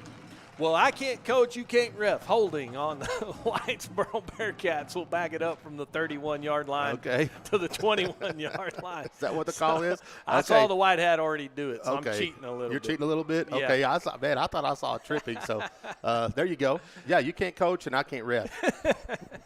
Well, we just stick to what we know. We'll just stick to what we know, which is not much. I'll tell you what I do know is that was a 7-play scoring drive that took off 4 minutes and 45 seconds, and it was a 20-yard field goal by the freshman, Mr. Clayton Vincent.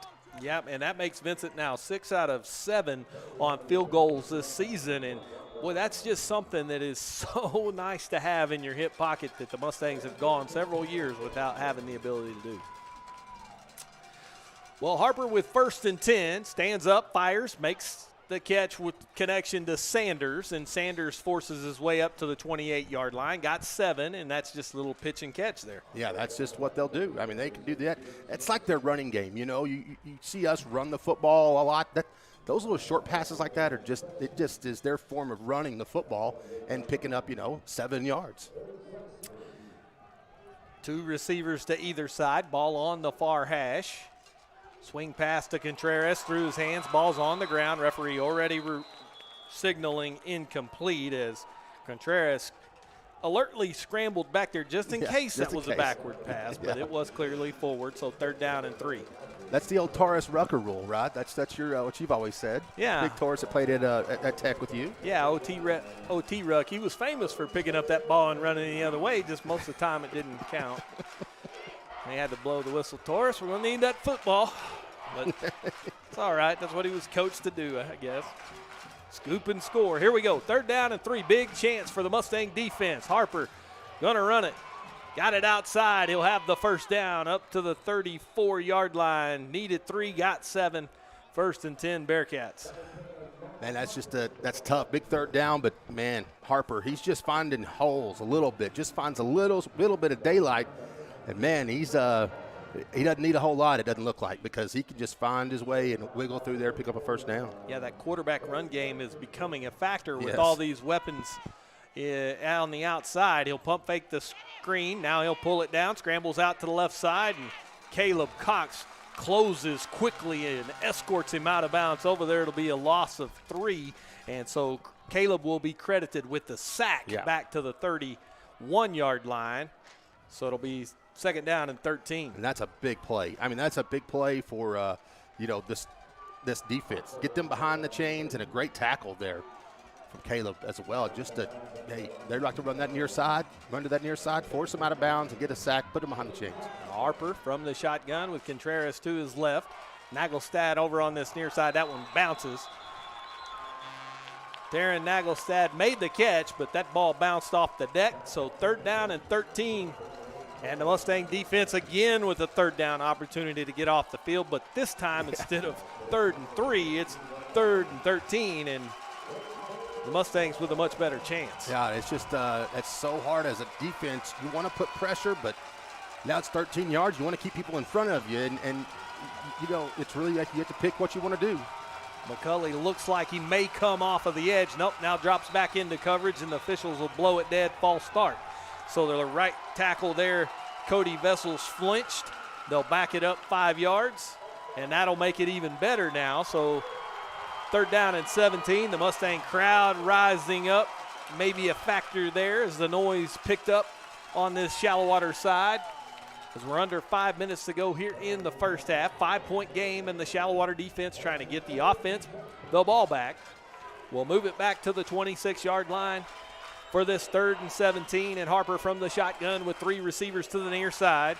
Working from the pocket, screen to Contreras, makes the catch at the 25. Caleb Cox almost spun him down, then got back up to make the tackle.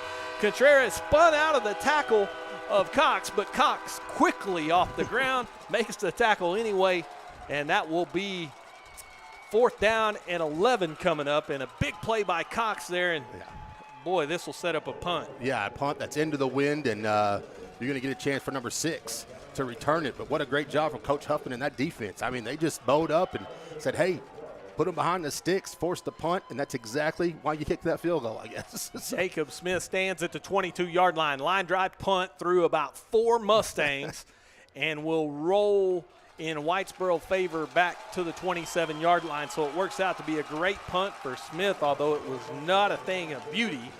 And Shallowater will have 1st and 10. Trailing by 5, 3 minutes and 40 seconds left. Big here because Whitesboro won the toss, deferred. They'll receive the 2nd half kickoff, so the Mustangs really need to make something happen before the half. Absolutely. Well, now look, let's set the situation, Donnie. You got 1st and 10. You got the wind at your back. You also got 3 timeouts with 3:40 on the clock. So none of that. I mean, it's not even a worry in the world right now. Just run your offense and go down just like you did on the drive before, and this time punch it in. That clock always becomes worrisome for you and I. It seems like Coach Vincent and Coach Davis usually work it perfectly. Forster from the pistol gives to Campbell, and Campbell with a big hole over on the left side, got 9 up to the 36-yard line. So 2nd down and 1, and that Shallowater offensive line just blew it open on the left side. Carter Gilson, Joseph Reyes, Cade Rogers over there on that left side just absolutely opening up holes for Keegan Campbell, and he knows exactly what to do when he sees daylight. He just turns on the jets and picks up 9. Campbell out, Reed in for 2nd down and 1. Forster barking out instructions. Now we'll work from the pistol. Short motion, give to Reed. He'll follow Brady Reed, and Cannon across the 45-yard line to the 48-yard line. First State Bank Shallowater 1st and 10. You know why the Reeds play so well? They wake up to that football fairy every Friday, man, and they I'm telling you, that fires me up. I see it, and it was a war theme today, and they are ready to go to war, and that's what they did right there. It's the Reed brothers and the football fairy doing their job. Well, 73 was knocking folks down for number 4 there. 11-yard run, 1st and 10. Mustangs at the 48-yard line, and Forster from the pistol. Give to Cannon Reed behind Big Brother again into Whitesboro territory. Still on his feet, lost the football, and the ball will be recovered by Sanders at the 32-yard line. Cannon Reed, with just an effort play, was about to set sail, and it popped out of there. It'll be Whitesboro ball, and Brady, the first Mustang to him to say, hey, get your head up. We're going to need you. Yep. That's okay. That's one of those effort mistakes you can live with. Yeah, and that's a fluke fumble because he's running kind of in the open field. It was just one of those things, man. Yep. And I love to see it because, you got to pick up your teammates when he was just changing hands. That's all he was doing. He's doing what he's taught to do, change hands and get it to the outside, and it kind of got lost in the shuffle when he was changing hands. But I love to see the big brother says, hey, yeah, we're going to need you later on down the line. We'll let the defense do its work right here. 2.5 minutes and 3 timeouts. Advantage back to Whitesboro, who will work 1st and 10. Contreras right at the line of scrimmage is met. No gain. That Shallowater defensive line shuts it down. Reyes, the first man there to make the stop. 2nd down and 9. Yeah, great job by Reyes just to really just beat his man off of the snap. Beat his right over that guard. He just beats his man and just wrecks havoc in the backfield. Harper on 2nd down and 9 from the pocket. Looks out to the left flat. Has Sanders. 1st down up to midfield and into Mustang territory at the 47-yard line of 1st and 10 as the Bearcats move the chains and move into Shallowater territory with 2 minutes to go here in the first half. This is a big drive for this defense. You need to keep them from getting any points here because you're right. You get the ball. They're going to get the ball and start the second half.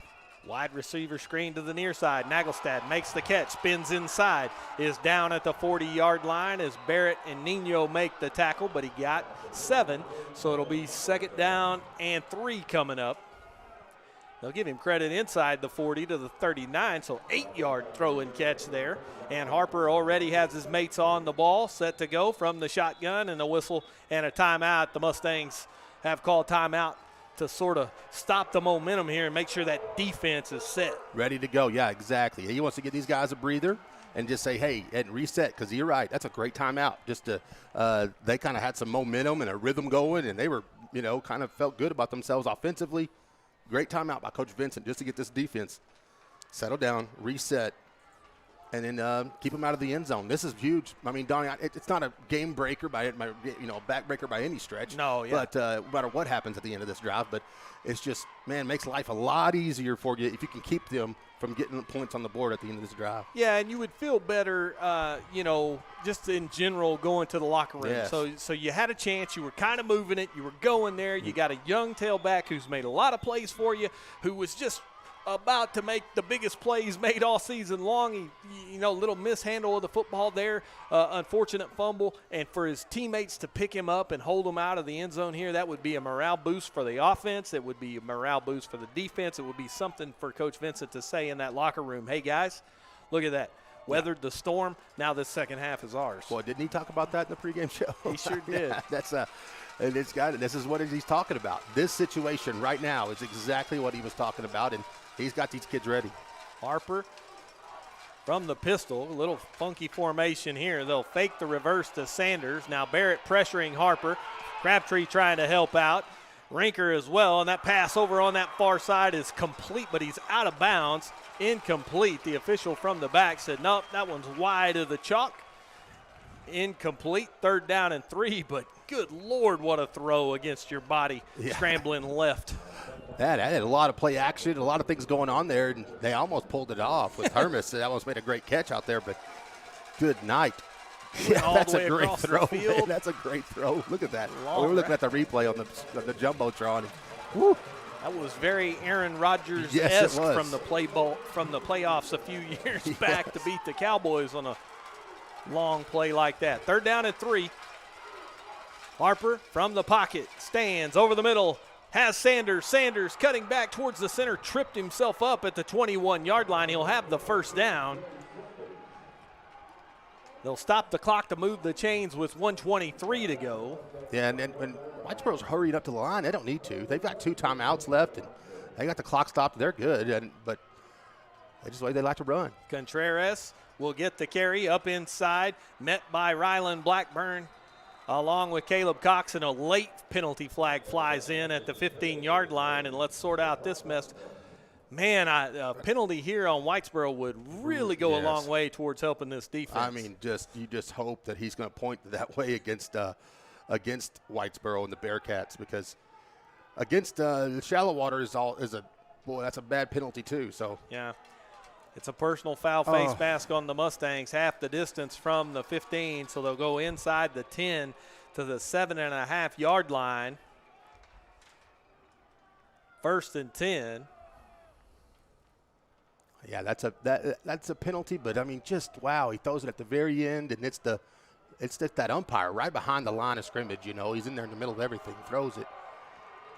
But hey, this is where I'm telling you, this is where the defense has got to step up. They've done a great job this year. 1st and goal at the 7.5 with 68 seconds left.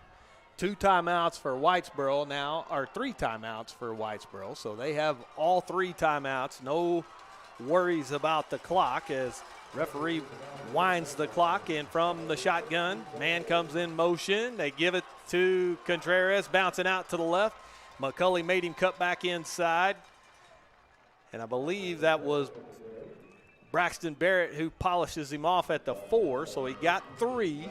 Clock continues to roll under 50 seconds here, and Whitesboro in no hurry. Yeah, right, no hurry. But, hey, now you're assignment football. And then you just don't let anybody run free and stay assignment and somebody get in the backfield and make a play. 2nd goal, high snap. Great job by Harper. He'll pull it down, run it, and is neck tackled at the 1, and they're going to say short of the end zone as Harper got hog-tied. I couldn't see who made it. I think it was Blackburn who's come flying in there. I mean, off the top rope. That's what it looked like. Try to look for the replay here. It'll be timeout Whitesboro with 23 seconds left. They are short by a yard. So it'll be 3rd down and goal, and we'll see the replay as to who it was that got in there to make it. It was Chase Blackburn who came in there and slung him backwards at the 1-yard line. What is that? What do they call it? The RFK? What do they call that move? What is it called? Yeah, that's exactly what happened. Man, I hadn't watched WWE since the People's Elbow. Yeah, but that's a coming off. That's Superfly Snuka right there, baby. That's coming off the top rope and making a tackle. Yeah, grabbed him right around that upper headgear and said, "Come with me." He didn't grab the cage, stayed out of the horse collar. It looked violent. It was violent, but it was legal. Yes, it was. Evidently. Yeah, Coach Hagan is over there pleading with the officials saying, now wait, I mean, he had to have crossed the plane, right? Yeah. That's crazy. It and was it's funny close. is they're talking about it over there, and I don't know what they're discussing, but they can't throw a penalty now.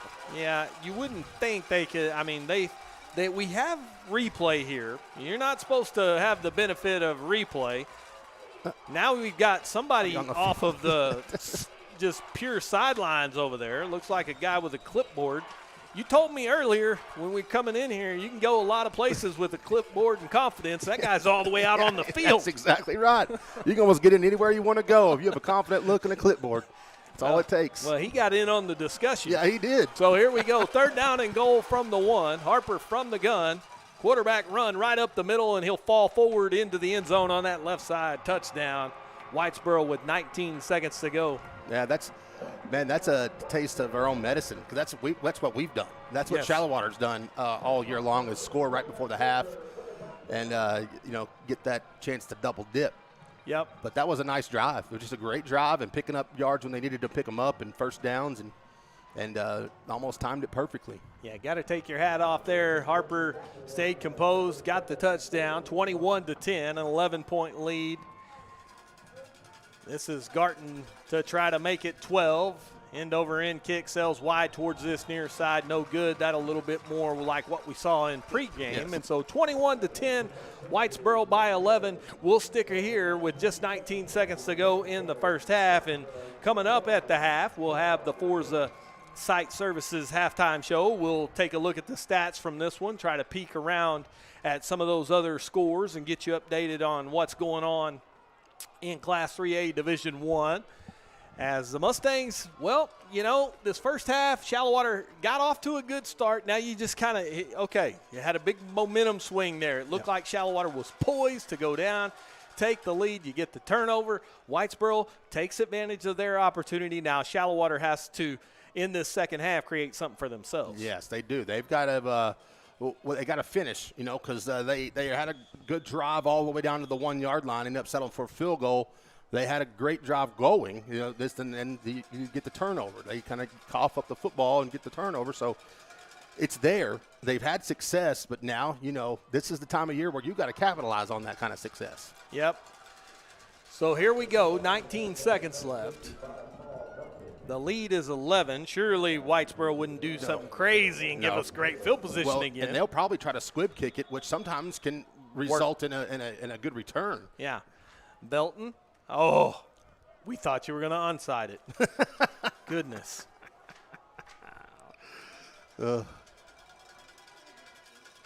Here's the kick. It is a squib kick that Cooper Boyd picks up at the 30. Boyd coming outside, has blockers, 40, up to the 45, and a flag flies in from behind. So even if Boyd had been able to make more happen with that, and he does have good field position, but they're going backwards from the 40-yard line, it looks like here, and say an illegal block on Shallowater. And so this will back it up at least to the 30, I would imagine. And let's see. They may say, well, there's an awful lot of discussion about this. Well, you know, there's a lot of flags in that Cowboy game yesterday, and I feel like we've had quite a few today. Yep, illegal block in the back. So they're saying it happened at the 40, even though the flag is up at the 45-yard line. He just got a little strong with the throw.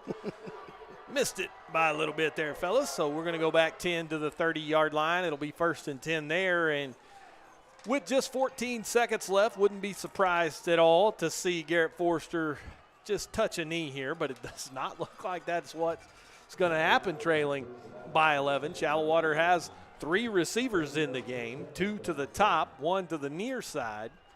Keegan Campbell and Major McCulley in the backfield. Now 7 is a big play waiting to happen, so you might as well just, I guess, if you're going to take a knee, you just give it to Keegan and see what he can do with it. 1st and 10.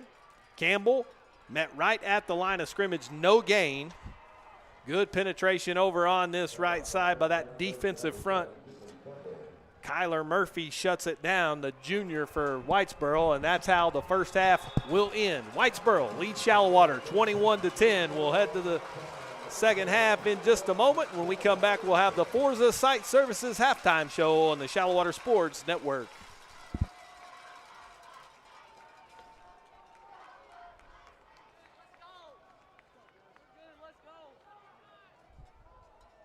Private gatherings or construction projects, big or small, call the experts at Forza Site Services.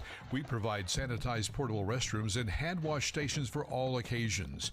In need of a roll-off dumpster, Forza Site Services provides roll-off dumpsters for individual and construction sites used throughout West Texas. With locations throughout the Permian Basin, Pecos, and New Mexico, we can better serve our clients' needs. Since 2013, we've been a proud supporter of Shallowater ISD.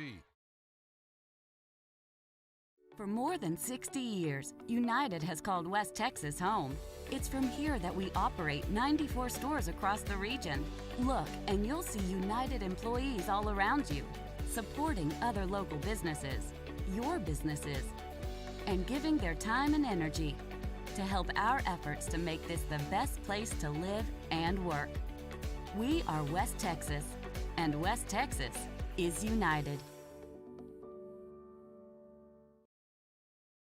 When People's Bank branch president Stephen Least isn't helping another small business with their financial success, you'll find him on the diamond doing what he loves, coaching kids. Working at People's Bank has taught me how important it is to give back to our community. Coaching allows me to mold our future leaders using the principles I've learned while working with small business owners. I'm Stephen Least. I'm one of the people that you know at People's Bank, a bank in the people business. Andrus Brothers Roofing, we nail it every time. We do one thing and we do it well.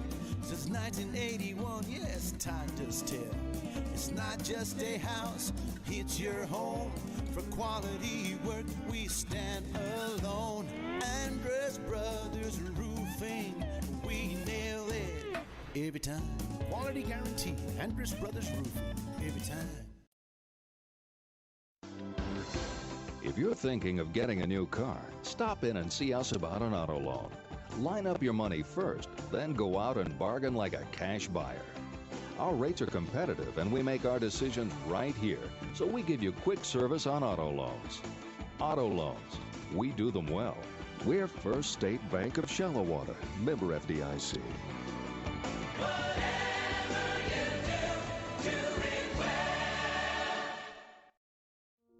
Our financial world seems to be forever changing, and that's why you need quality, personalized financial advice. Bennett & Trice, PLLC, provides individual and business clients with expertise that range from taxes, management, and accounting services to more in-depth services such as compiled and reviewed financial statements and litigation support. Bennett & Trice, 6807 Indiana Avenue, Suite 200. Call them today at 806-589-5111.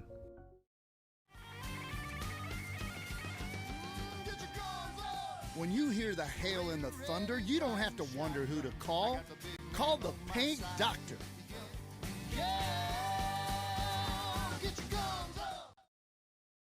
Private gatherings or construction projects, big or small, call the experts at Forza Site Services. We provide sanitized portable restrooms and hand wash stations for all occasions. In need of a roll-off dumpster, Forza Site Services provides roll-off dumpsters for individual and construction sites used throughout West Texas. With locations throughout the Permian Basin, Pecos, and New Mexico, we can better serve our clients' needs. Since 2013, we've been a proud supporter of Shallowater ISD.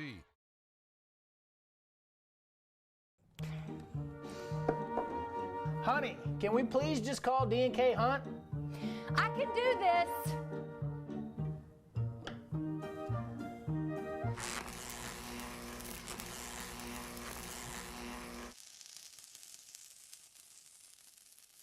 Yeah, I'm calling D&K Hunt Electric.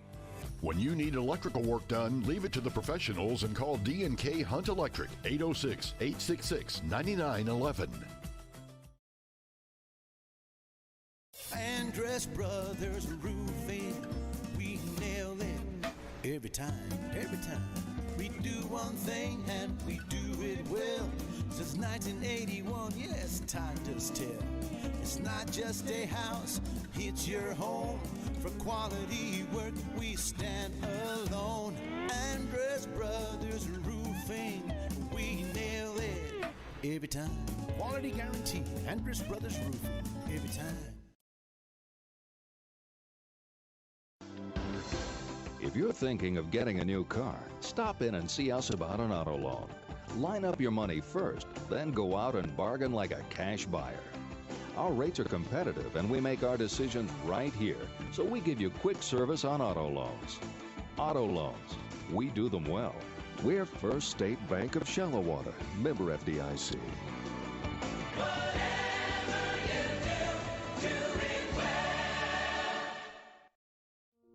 Our financial world seems to be forever changing, and that's why you need quality, personalized financial advice.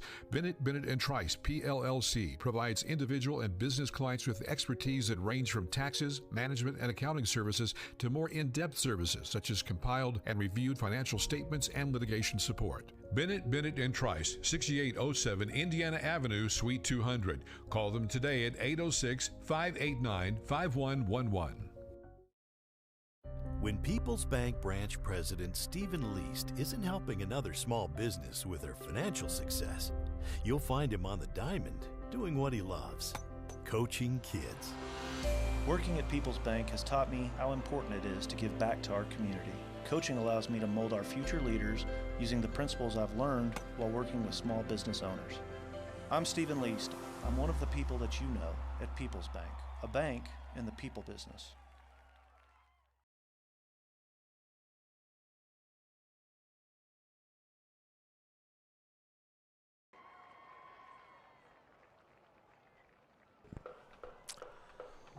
Welcome back to Wildcat Stadium in Abilene on the campus of Abilene Christian University. Donnie Hart and Ty King, the Forza Site Services halftime show, and the Whitesboro Bearcats lead the Shallowater Mustangs 21-10. Whitesboro with 225 yards of total offense to Shallowater's 176.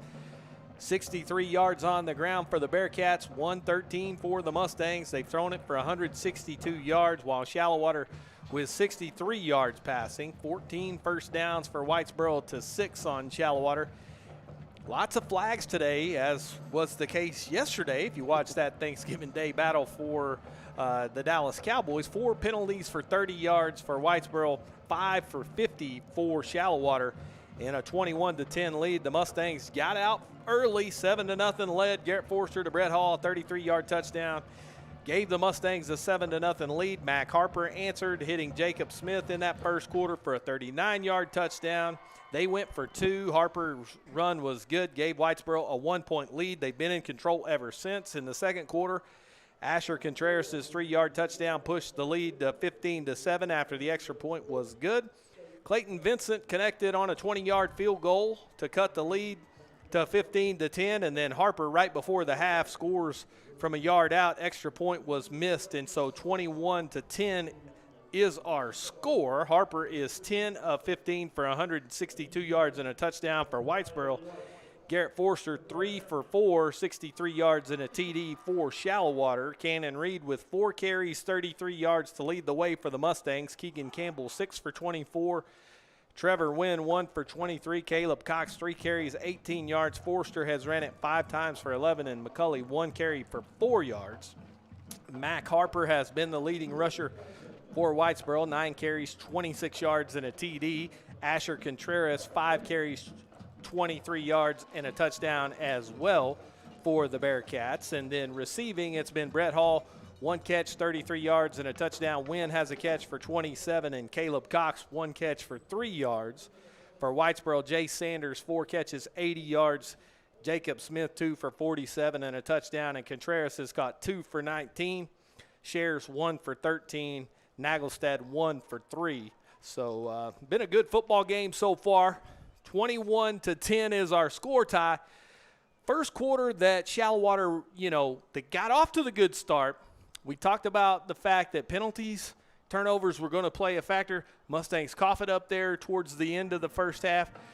Whitesboro takes advantage, gives himself a little breathing room and the momentum headed to the locker room. But Shallowater has a chance in this second half, to flip the script. The Mustangs, they got to find something to be positive about in the locker room. They do. They have things to be positive about. It's just you got to dig a little bit. You got to say, hey, all right, look, we had a great drive, and it only ended in 3. You had a really good drive going, and just happened to hit the turnover. So you got things that are positive, and it's just going to come up to big plays. It's got to have. So you're going to have to get some big plays, offensively, defensively, your special teams. Something big's got to happen in the second half, but I'm not worried about that. This team has done that all year long. Yeah, I know. And you take a look at that first half, you think to yourself, man, that we've really been able to move the football. It's not quite been as explosive as we have in certain games, but, that's to the Bearcats' credit. They've made it uncomfortable and making the Mustangs kind of, go the distance, if you will, and get it on long, sustained drives.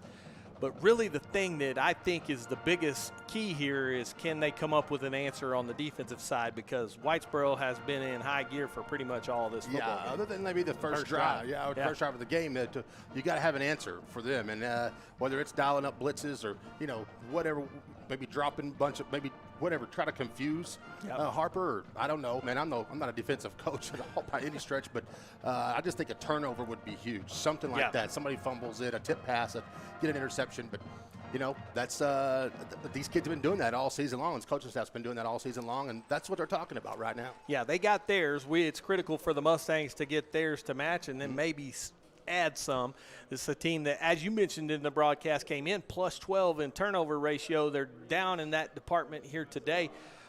They've been opportunistic all season long. They've turned it over, made plays off of that. So, no reason to think that they can't do that in this second half. And I will say, Garrett Forster continues to look more comfortable in control of this offense. Yeah, and he'll get a chance to throw it around the yard here because I can almost guarantee you that Coach Davis and Coach Vincent are in there saying, all right, what do we need to do? Because the run has been there, but once you start getting forward and moving every round in the playoffs, those 30-yard runs start turning into 15-yard runs. You know what I mean? Because you're just playing better opponents and better defenses. And so you got to start throwing the ball around a little bit, figuring something else out, and that's what they'll do here in the second half, I have no doubt. Yeah, and there's a ton of playoff experience in that Shallowater locker room. Mm-hmm. I mean, when you start factoring in the games that the head man has coached, the OC, the DC, the special teams coach, and Bubba Wallace, these guys have all been in – Steve Adams was there when they invented football. Yeah, so, exactly. This is a Shallowater staff that really understands what they have to do to make things happen. It'll be up to the players to execute it, but we know this, the plan will be sound. Yeah, it will be sound, and you might be at home sweating a little bit and saying this, but I'm telling you right now, the guys in the locker room, the players and the coaches, they're calm, cool, and collected, and they're going to get their team ready to play. They'll come out in the second half, and we'll get a great effort out of the Mustangs. I promise you that. Yeah, they believe they can do this. There's nothing to, no reason to not tune in the second half. Yeah. This thing is setting up to be one heck of a finish. Well, we're going to take a break here on the Forza Site Services halftime show. When we come back, we'll take a look at the scoreboard, see what's going on around the state on the Shallowater Sports Network. Honey, can we please just call D&K Hunt? I can do this.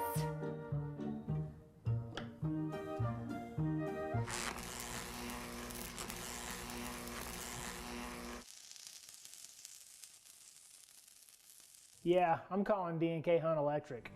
When you need electrical work done, leave it to the professionals and call D&K Hunt Electric, 806-866-9911. Andrus Brothers Roofing, we nail it every time. We do one thing and we do it well. Since 1981, yes, time does tell. It's not just a house, it's your home. For quality work, we stand alone. Andrus Brothers Roofing, we nail it every time. Quality guarantee, Andrus Brothers Roofing, every time.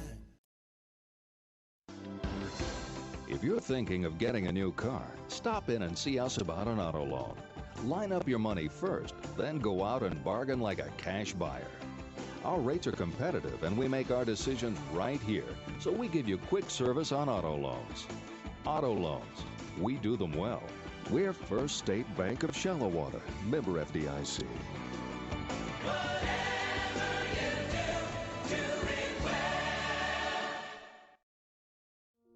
Our financial world seems to be forever changing, and that's why you need quality, personalized financial advice. Bennett & Trice, PLLC, provides individual and business clients with expertise that range from taxes, management, and accounting services to more in-depth services such as compiled and reviewed financial statements and litigation support. Bennett & Trice, 6807 Indiana Avenue, Suite 200. Call them today at 806-589-5111. Life has been anything but normal. The future is unknown and the uncertainties are plenty. But a farmer deals with this every year, and they keep working hard.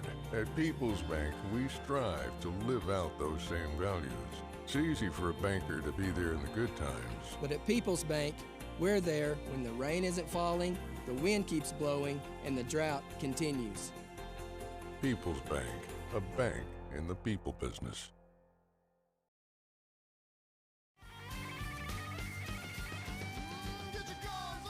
When you hear the hail and the thunder, you don't have to wonder who to call. Call the Paint Doctor.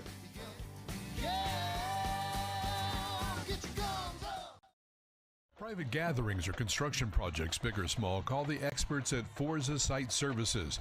We provide sanitized portable restrooms and hand wash stations for all occasions.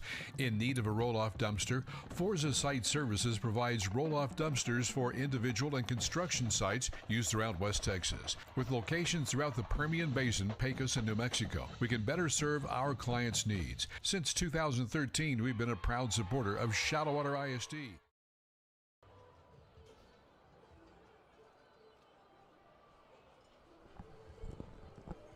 Welcome back. Anthony Field, Wildcat Stadium in Abilene. Donnie Hart and Ty King on the Shallowater Sports Network. And you're watching the Forza Site Services halftime show. The Applied Payroll Services scoreboard from around the state looks like this. Mustangs in Whitesboro here, 21-10. Whitesboro at the half. Also just underway, Brock and Jim Ned, no score, also from Region 1. Update, Brock is up 7-0. Okay, the Brock Eagles have scored to take a 7-0 lead. Malakoff leads West 3-0. Update, 6-0. 6-0, Malakoff over West. Lorena over Columbus, 20-0. Update there, it's Lorena. I don't want Andy Penny getting mad at you. Hey, Penny, use it with an I. I mean, Lorena is up 27-7. Should be Lorina if you want that, Penny. Come on, y'all can't spell out there in Lorena. 20-0. I'm just trying to keep you from. I'm just saying. I'm trying to look out for you. Edna with a 15-12 lead over Lago Vista out in Region 4, and then of course all those other scores all those other games coming up tonight in this Class 3A Division I race as we are down to the Sweet 16. Winner of this would play the winner of Brock Jim Ned for the Region 1 championship, get themselves to that state quarterfinal round. The Mustangs made it there 3 years ago, had the Brock Eagles on the ropes, went down and scored late. Cutter Sparks touchdown run gave Shallowater the lead. Looked like they were going to close the deal with 1:24 seconds left, and I'll be darned if the wing T offense didn't go the length of the field in the 2-minute drill and score with about 6 seconds left for the Eagles to knock off the Mustangs that year. And side note on that, later that season, our offensive coordinator in Shallowater, Brad Davis, who was then the head coach of the Grandview Zebras, led those Zebras to the first of 2 state championships. So that was a heck of a season, a heck of a run. Shallowater was really competitive that year, Ty, but this year's group, the bracket has gone well. The Mustangs have played well. They started out with a lot of inexperience, a lot of guys having to come up with, just really on-the-job learning. And they've done a great job and got themselves in a position here to get back to that next step. Yeah, and if you take a big snapshot of the season, it kind of looks like this game, just a little bit, just kind of a rough start if you look at it that way. I mean, at Abernathy today, I know we got to a lead, but you just, if you look at the season as a whole. So, yeah, this will be this is just a long way to go is what I'm trying to say. And we're going to get this, you got to just get it rolling and clean up a few things here and there. But, yeah, man, I mean, this team can do it, man, because we've seen them improve. Everybody else at home has seen it, too. You know that they're capable of coming back and winning this football game. Yeah, they certainly are. And, this is a group that a lot of seniors have made a lot of plays for this team. I'm starting to think about on that offensive side, the likes of guys like Brady Reed, of course, Forrester at quarterback. Then you've got Keegan Campbell, who's a senior, making a lot of plays. You've got, guys like Ross Crabtree. You've got, guys like Brett Hall, Chase Blackburn, Major McCulley. The list goes on and on and on of Mustangs that have been senior leaders for this team, and they continue to push these younger guys. Probably my favorite moment of that first half is when you have the sophomore who's made tons of plays, who accidentally lays one on the deck. Nobody feels worse than Cannon Reed. Sure. He's devastated by it, but Big Brother is down there to say, hey, snap out of it. We got to have you. Yeah, you can't. It's that's one of the most important things you can learn as a young player for any sport is after it's happened, you can't change it. You got to move on to the next play.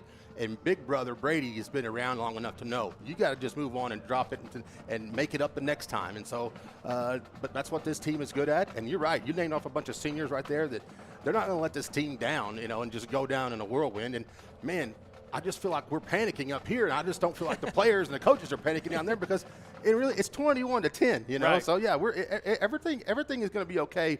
But I will say, this first drive will be key. Yeah, first drive will be key. The Mustangs need to get off the field, try to get some points, kind of close that gap, keep the pressure on Whitesboro. I've been impressed with Whitesboro and what they've done. They've had a good plan. Specifically on the defensive side, I've been impressed because these guys, physically they don't like just jump off the map at you, but they seem to always be around the ball, and they swarm, and they, they're good fundamental football team. Yeah, you don't see, other than the broken play that we scored on it, on the first play, you haven't seen a whole lot of space, right? Yeah. A lot of, but they're disciplined. They play good football, good sound football, and you're right, they're not physically imposing, but they're everywhere. They're all over the place, and man, that's what you expect with teams this time of year. They're going to be good, and you're going to have to be good too. Mustangs need a big second half here. They trail by 11. Thanks for joining us on the Andrus Brothers Roofing halftime, or Forza Site Services halftime show. Sorry about that, folks. And when we come back, we'll have the second half of football between Whitesboro and Shallowater on the Shallowater Sports Network. If you're thinking of getting a new car, stop in and see us about an auto loan. Line up your money first, then go out and bargain like a cash buyer. Our rates are competitive, and we make our decisions right here, so we give you quick service on auto loans. Auto loans, we do them well. We're First State Bank of Shallowater, member FDIC.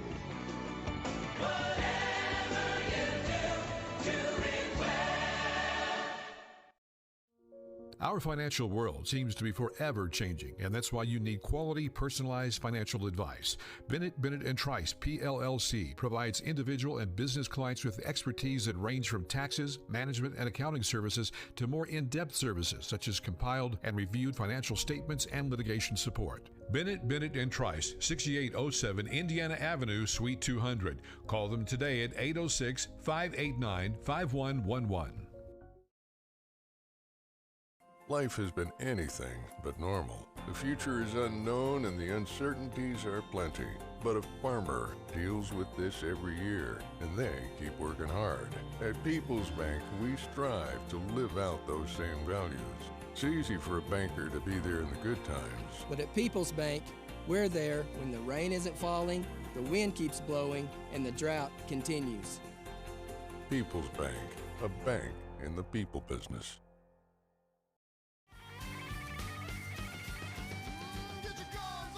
When you hear the hail and the thunder, you don't have to wonder who to call. Call the Paint Doctor.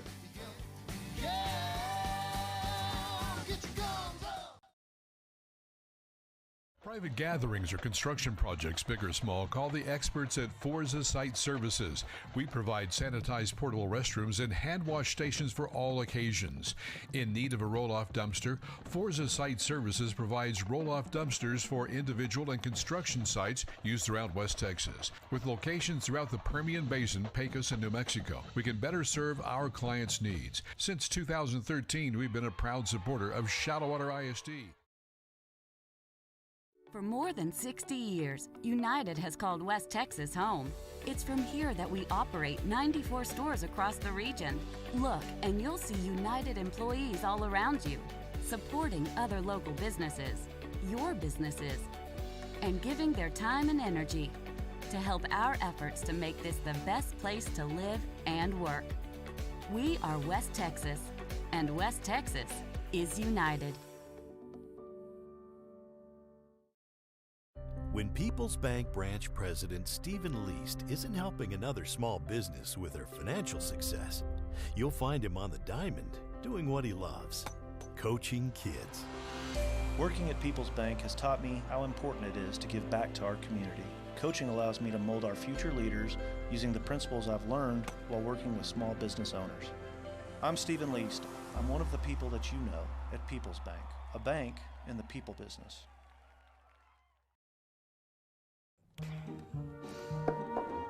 Honey, can we please just call D&K Hunt? I can do this.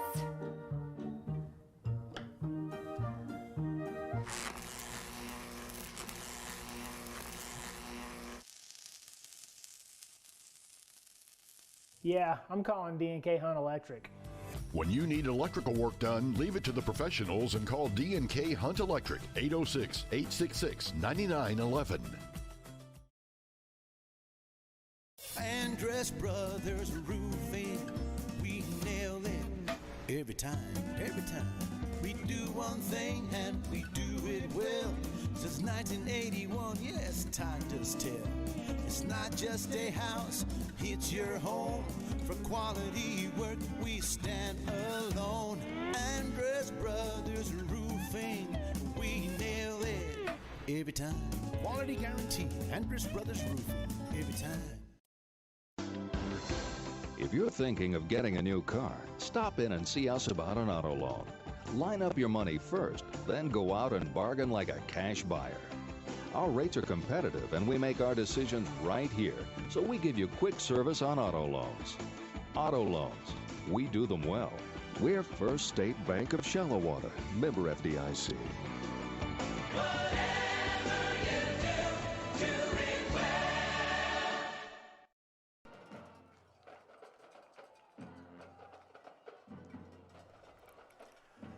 Welcome back to Anthony Field at Wildcat Stadium on the campus of Abilene Christian University. The regional semifinal, Whitesboro and Shallowater set for the second half. Donnie Hart alongside Ty King. 21-10, and the good guys will have to kick off here to start the second half as Shallowater lost the toss. Whitesboro deferred. Shallowater had to receive that opening kick, so the Mustangs will take the wind here to start this second half and will defend the south. So the Mustangs, with the wind at their back, trail by 11, need to get something going here quickly in this second half to kind of keep themselves in this football game. A long way to go here, as Clayton Vincent will put it down on the 40-yard line. He'll wear number 2, and he'll be kicking it deep to number 2.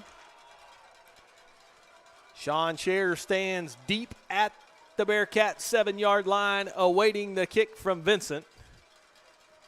And Clayton Vincent gets us underway here in the second half. A long end-over-end kick fielded at the 4-yard line. This is Sanders, I believe, through the middle, has space up to the 40-yard line. The Mustangs trying to converge. Rylan Blackburn will make the tackle at the 46-yard line, but it's a 40-yard return by Jacob Smith, the backup tailback, to set the Bearcats up with good field position, 1st and 10 at their 46-yard line. Yeah, good start for Whitesboro there. The Bearcats will have good field position to start there, like you said, Donnie, but here we go. This is the defense, man. They've had a half to kind of work out a little adjustments here. And it's gonna. I just feel like a turnover. You're gonna need a big turnover at some point. You need a fumbled snap. You need a sack fumble or an interception, something like that. And I feel like it could be coming here on this drive. Mac Harper from the shotgun with backs to either side, 1st and 10. He'll give to Sanders, cuts it inside into Mustang territory, 35-yard line up to the 29. Caleb Cox runs him down from behind, but a big play to start this second half and a 1st and 10 for Whitesboro. Yeah, that's it makes it tough because you know how well they can throw the football, and if they start running it like that, man, it just makes it so hard on the defense to kind of get in a rhythm. Yeah, 25-yard gain on 1st and 10, and it'll be 1st and 10 again, Whitesboro. Contreras going to the outside. Nino slings him down again. Another hog-tie tackle for loss, and that one will lose 2 back to the 31-yard line, so 2nd down and 12. Yeah, big sophomore coming through, making plays right there. Lorenzo Nino, we've seen him make a lot of plays this season, and right there, none bigger than that one right there to kind of put the Bearcats behind the chains and let this defense go to work. 2nd down and 12. Mac Harper looking towards that sideline. From what we've seen from Whitesboro, they don't have much of a kicking game, so we are probably already in 4-down territory for Whitesboro, as they have used the swinging gate here and a couple of toe poke extra points. Play action to nobody. Harper sprinting towards this near side, asking for a receiver to come back, and he is busted out of bounds as that Mustang secondary comes up to help out. Nino and Braxton Barrett, Reyes, Brady Reed, that whole D-line in hot pursuit, get the sack back at the 31. Yeah, I was really thinking that Mac Harper's going to throw it away, and he never did. He just held on to it, and he paid the price for it, too. Yeah. Because he took right a about big the time hit. that Yeah. headgear got smacked right in the chops, he probably thought, dang, I should have thrown that one away. Thrown it away. 3rd down and 12, ball at the 31. Harper from the shotgun by himself, empty backfield. Pump fake on the hitch and go. Looking for Hermes up this sideline. Good coverage. Trevor Wynn incomplete. He was step for step with the big 6'5" senior. And that ball falls harmlessly incomplete, and it'll bring up 4th down. Boy, he did not fall for that pump and go at all. That double move, Trevor Wynn had it He was on him all day. He was in the pocket right there. He was in Hermes' pocket the entire time, didn't fall for it, and now biggest play of the game so far right here. Yeah, this would be huge for that defense, huge for morale for this football team. You see Steve Adams out there giving instructions to that Mustang defense. Here we go, 4th down and 12. Harper from the shotgun, under pressure. McCulley and Brady Reed make the sack back at the 42-yard line. Turnover on downs. The defense has risen and given the Mustangs the football back close to midfield, and so Shallowater gets the stop they needed here on this first drive. That's my dude. Big Major McCulley comes in there. He kind of just wreck shop back in the backfield, and his senior pal, Mr. Reed, comes in to clean up on aisle 3 and on aisle 4, really, because it was 4th down. And now it gives the Mustangs the football, exactly what this football team needed. Yep, they will give Harper forward progress to the 39, where it'll be 1st and 10, Shallowater from there. Forrester gives to Campbell. Campbell running right side, looking for a block. Crosses the 40 up to the 41-yard line. Not much room, so 2nd down and 8. Man, yeah, just a great job, that defense. Just really, stretching them out on 1st down and 2nd down and 3rd down, and really coming up with a big play on 4th down to really, get the turnover on downs. Man, I'll call that a turnover every day of the week, and that's just what everybody needed. The broadcasters needed it up here, the people watching back home, whether you're sitting on your couch or whether you're at Beef O'Brady's watching it on the big screen and love it, David, because that's where we're on too. Everybody needed it. No doubt. 2nd down and 8. Mustangs need to make something happen on offense now. It'll be Campbell bouncing outside, trying to turn the corner. Now cuts back up inside, gets to midfield, picks up 9. First 8 makes Shallowater 1st and 10, and a heck of a move there from Keegan Campbell. Yeah, man, it's never not there for him. He finds a way. I mean, it's just you think, oh, man, it's going to be a no gain. We've learned that lesson too many times with Keegan Campbell. He makes something out of nothing. Ball crosses over into Bearcat territory to the 49-yard line. 1st and 10, Shallowater. Forster from the shotgun. Campbell to his right with McCulley also offset to the right. Caleb Cox in motion. Zone read. Forster running inside. Positive play. Got 3. Got it from the 49 up to the 46. So 2nd down and 7 coming up. Yeah, man. Garrett has really made a couple of great reads today on that run-pass option. He can leave that ball in there for Caleb Cox, but, he just knows when to read it. And now, man, picks up positive yards. That's a great job by the quarterback. Yeah, if he would have gave it to Caleb there, they had that outside run covered. It was open inside for what little room that was there. So Forster takes it, keeps the Mustangs in good position ahead of the chain. 2nd down and 7. Forster from the pistol here will work from the pocket. Shoulders dip. He's going deep up this near side in double coverage. Trevor Wynn dives over the top and does a great job of denying that interception from Nagelstad, because he was in perfect position to get the turnover, and Wynn goes over the top to rip it free. Well, I think Garrett was really wanting to go there before the ball was snapped, and he took his time and threw it into double coverage. He really wanted to give Trevor Wynn a chance to make a play, but Trevor Wynn did make a play, but unfortunately it was a defensive play, but he did. He kept the ball out of the hands and giving the ball right back to the Bearcats. Yeah, Nagelstad was not fooled. He saw it the whole way. So most people did. You could see those shoulders point up. Looked like Ben Roethlisberger throwing a deep ball on Sundays. Forster on 3rd down and 8 will give Campbell a carry. He's across the 45-yard line up to the 42.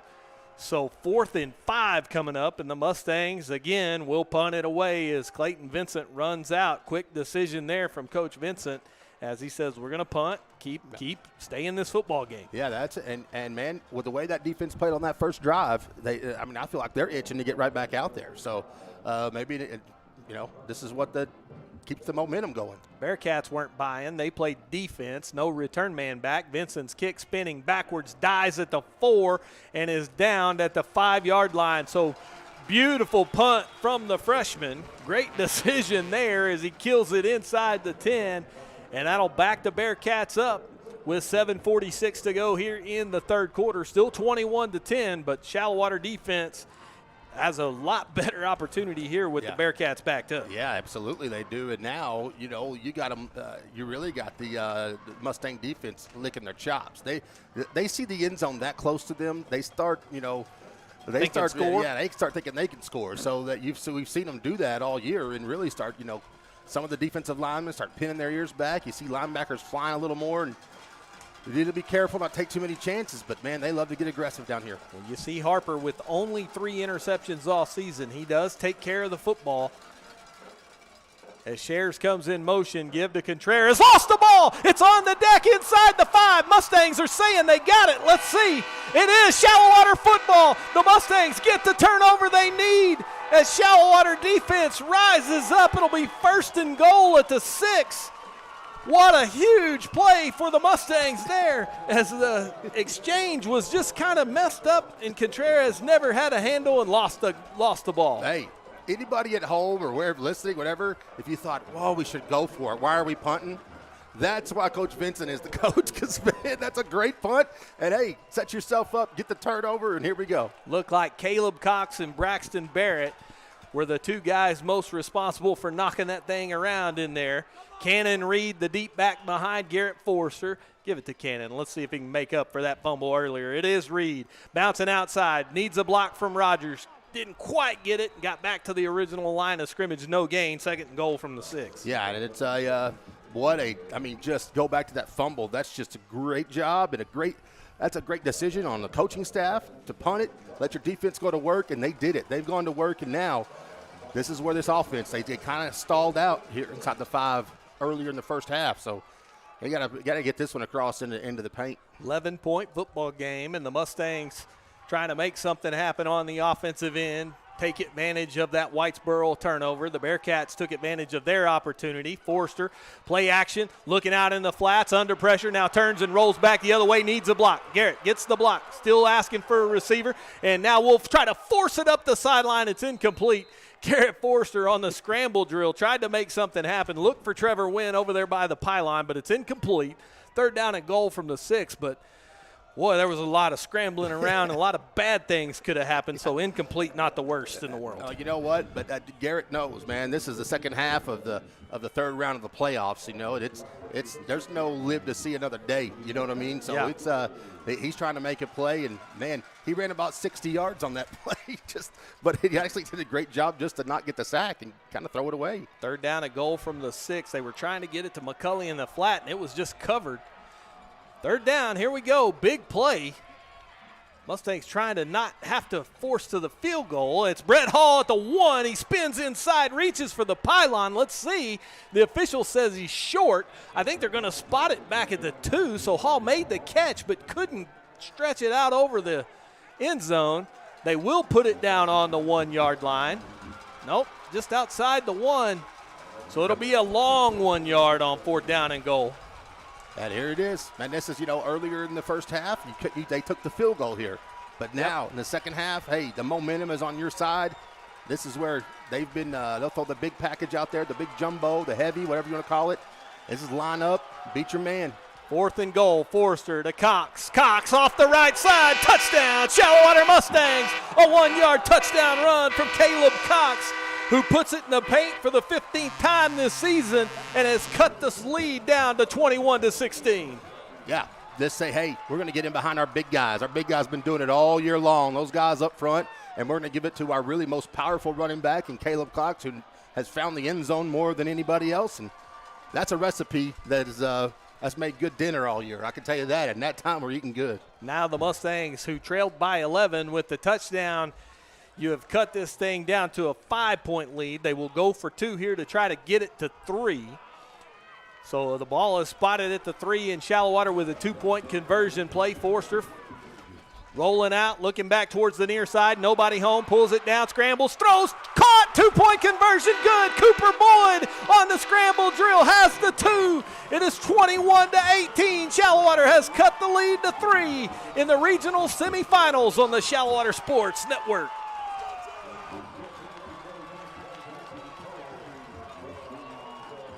When People's Bank branch president Stephen Least isn't helping another small business with their financial success, you'll find him on the diamond doing what he loves, coaching kids.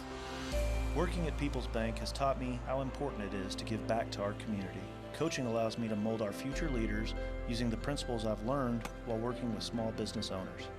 I'm Stephen Least. I'm one of the people that you know at People's Bank, a bank in the people business.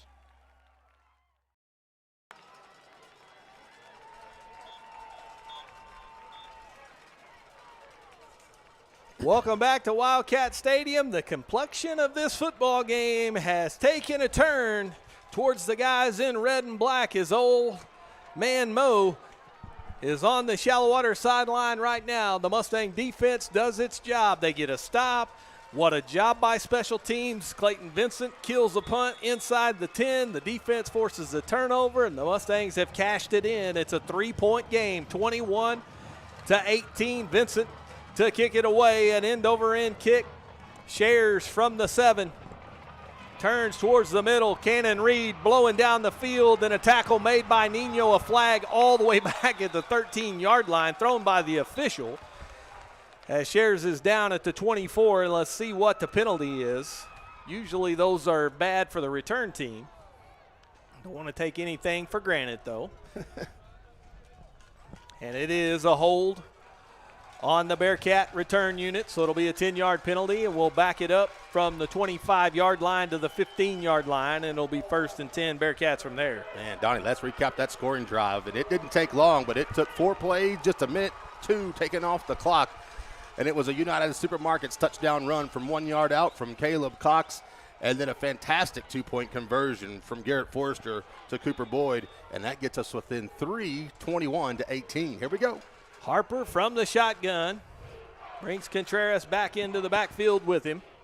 He'll give to Contreras up the middle, has a hole, and Brett Hall will hang on for dear life to get the tackle made at the 29-yard line. So it's a 14-yard run and a 1st down and 10 for Whitesboro. You got to give Contreras credit, man. He comes back after the fumble, and he's tough to tackle because he's tough to see.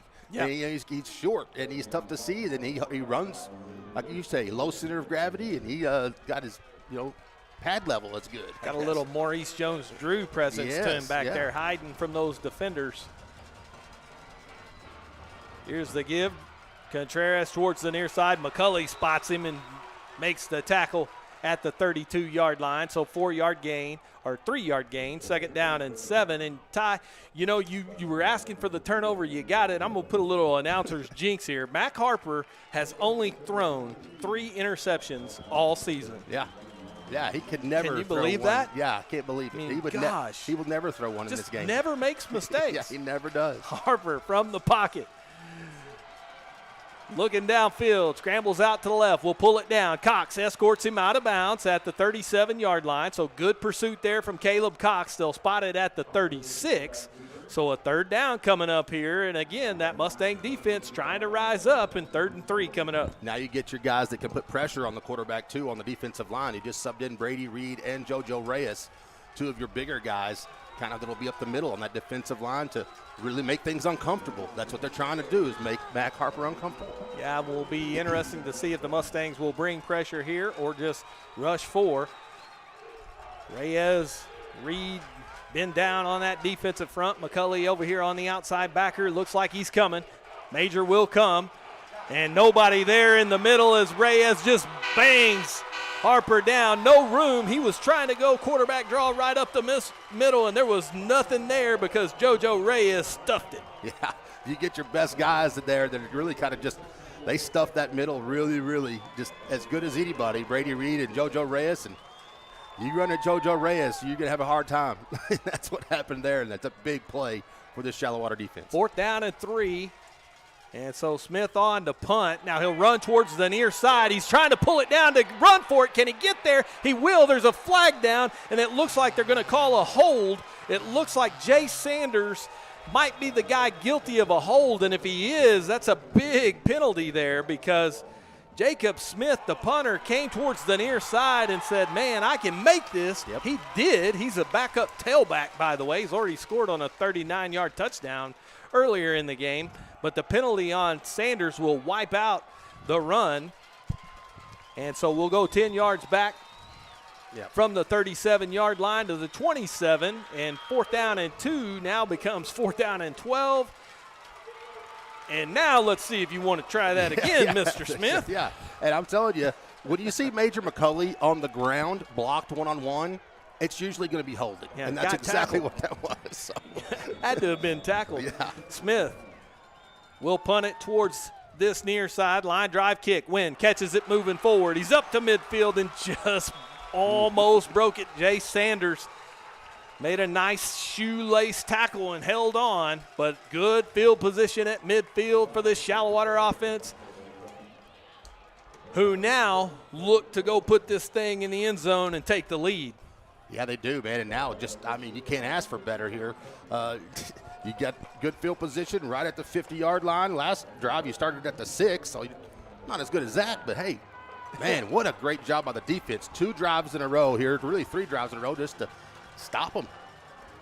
Forster from the pistol decides to keep it himself, pulls it down, runs it across the 50, up to the 45, and leaps forward to the 44-yard line. 6-yard run, 2nd down and 4, and just another smart, heady play. Get what you can get.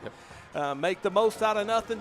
6-yard gain, 2nd and 4. Yeah, that's just another time, man. He that little official's timeout now. They're looking at something. I think they're looking at either McCulley's headgear, hopefully. Yeah, he's got an equipment issue somewhere. So maybe got some blood on his arm, but you know what? He probably plays better if he's got a little blood running down his arm. Maybe it's a wrist tape job, something, whatever. It's not big, and the offense is moving right now. That's what's important. Yeah, Jeremy Davis, the trainer, he's already got that thing taped up. Here's Forster running it out to the right, still on his feet, trying to bull his way. Got a couple of more. It'll be 3rd down and a short 2 as the ball up to the 42-yard line. They'll need to get to the Bearcat 40 to get the 1st down, and McCulley already back in there. Yeah, 6'2", 200 pounds. That's Garrett Forster, man. That's going to – yeah, he's going to bull his way. That's exactly like you called it. That's exactly what he does. He bulled his way for a couple of yards to bring it in closer to that 1st down marker. Well, you got Cox and Forster in there on 3rd down and 2. And so both the big backs on the field. McCulley, we talk about all the time how physical and explosive he is. So advantage Mustangs here on 3rd down and short. Cox got the hole, got the 1st down across the 40 to the 38-yard line. 4-yard run, move the chains. First State Bank, Shallowater, 1st and 10. Absolutely. You get in there behind those guys on that left side. They've had to open up a couple of holes behind Cade Rogers and Carter Gilson today, and they did that just there on that big 3rd down conversion. Well, I tell you, a lot of folks on this home side on their feet. This has been an entertaining football game throughout the first 2-3 quarters here. It has been back and forth. A couple of good teams getting after it, and the Mustangs with a good opportunity on 1st and 10. Forster give to Cox. Cox picking his way, lowers the shoulder, runs to the 30-yard line. Got 7. And that run game trying to chew this Bearcat defense up. Yeah, and that's what they're doing, man. They're just leaning on them and opening up holes, and it's 5, 6, 7 yards at a time. Change the tempo here, kick it out. Cox tried to make a man miss, stutter stepped, and a good tackle. Jacob Smith came up and made at the 34-yard line, so the loss will set Shallowater back to a 3rd down and 6 as they tried to hurry up there, and the Bearcats answered, but the officials over here having a conversation and a substitution penalty on them. They had too many on the field, and so Shallowater will get another break as the Bearcats make a mistake in substitution. And so the penalty should go from the line of scrimmage, not back where it was, so it should go from the 30 to the 25. Referee needs to turn around. He's yeah. The other way. It's an automatic 1st down, right? Yes, it should be. Yeah. But the penalty yardage would be enough anyway. Yeah, exactly. So it will go to the 25-yard line and be a First State Bank Shallowater 1st and 10 at the 25 as the Bearcats tried to play with one too many. Yeah, well, I mean, I was wondering how you tackle Caleb Cox behind the line, and that's how you do it, right? Well, they went tempo there, and it looked like the substitution they were trying to run on got there late, and the Mustangs caught them with too many on the field. But really, there was really no flag thrown out, or if it was quick. White Hat still over there as he is talking with Coach Fagan about what exactly he saw. And Coach Fagan, talking a little bit there with that official and saying, we had 11. I swear to it. Well, They can't take it back now. It's a 1st down and 10, and this offense just keeps moving the football, man. They have got a lot of confidence and a lot of momentum right now, and I wouldn't be surprised if Brad Davis tries to take a little shot here on the play action. Clock continues to wind under 3 minutes, 1st and 10. Forster, option. He'll keep it himself, keeps on his feet, forces his way close to the original line of scrimmage. He might have lost a yard, but that play was doomed from the start as Whitesboro strung it out again, and Forster makes the smart play, just keeps control of that football and doesn't put it in harm's way. Yeah, and you see those flags up there on this south end zone, or north end zone, Donnie. They're blowing. The state of Texas flag and Old Glory are doing their job tonight and this afternoon, and that kind of gives you pause about how close you need to get for Clayton Vincent to kick a field goal. Yeah, 2nd down and 11. Reverse. Trevor Wynn. JoJo Reyes out in front. Wynn pulled down from behind. Should be a horse collar. There is not a flag coming out at all. Sterling Garton, the middle linebacker, makes the tackle back at the 31-yard line, but he had Wynn up by the top of the shoulder pads, and to my knowledge, you don't have to be underneath the shoulder pad anymore. It just has to be up in that area, and that one there could have been called and wasn't. Coach Vincent beside himself. You grab that jersey up around the collar, you do not have to be inside that shoulder pad at all. Yeah, legitimate, questionable. I mean, that's Coach Vincent has an argument. Yeah, the white hat waved him off. Coach Vincent not happy with that at all. He's giving it to this near side official. Should be. I can't stand those guys in stripes. I'll be suspended by the Big 12. And here's Campbell forcing his way forward to the 35-yard line for no gain. So 4th down and forever here. And this Shallowater crowd not happy with the call. And everybody upset with it. But, they're doing the best they can out there, I guess. But, it was right in front of them, too. Yeah. I don't understand. But, hey, you know what? Just like Brady Reed told Cannon Reed, you got to move forward. We got to get past it, and we'll quick kick this thing, let the defense go back to work again. Yeah, 4th and 20. Forster will quick kick it, and he just absolutely shanked it off to the right. So it'll be about a 10-yard punt, and it will be Whitesboro ball. It'll end up a 9-yard punt, so it'll be Whitesboro ball up at the 26-yard line as Garrett was trying to angle that thing towards the coffin corner and kind of missed it. And now Coach Vincent finally got that white hat over here to this near side, and I'd hate to be on the other end of this conversation. I'm telling you. They're not exchanging Bible verses right now, I can tell you that. Yeah, he's telling him it was right in front of you. If you can't see it, you can't do this, son. And I don't know what kind of excuse he's making over here. I don't either, but it better be pretty good. Yeah. I got news for him. Whatever he's saying to justify it, he's wrong. Yeah. But what we won't do, though, we won't read out the names on. No, we won't do that. We won't do that. But you know what? That's perfect. Let the coach handle it. And let the head coach. That's his job, and he gets it taken care of. But as a player, and as the assistant coaches, you got to have your kids ready to go, and that's what they're ready to go. This defense has played so good here in the second half. Harper from the shotgun, out to Sanders on the left side. Got a block from Shires. Got it up to the 30-yard line, so he picked up 3, 2nd down and 7. You thought they might have got a little extra jersey. I thought Shires was holding a little bit, but, here we go. Yeah, 2nd down and 7, and we'll head to the 4th. And everybody put your 4 fingers in the air. We go to the most important quarter in high school football, the 4th, on the Shallowater Sports Network.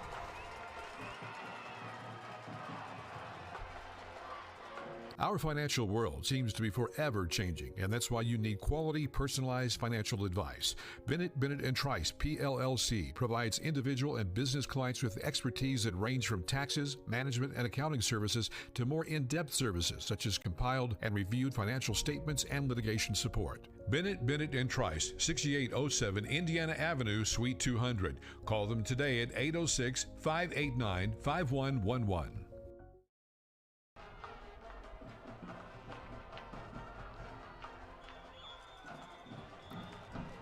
Welcome back to Wildcat Stadium. Donnie Hart and Ty King. We head to the 4th, and it will be Important for this Mustang defense here. The biggest fourth quarter of the season coming up. It's do or die time now. Shallowater trails by 3. Has just given the ball back to Whitesboro.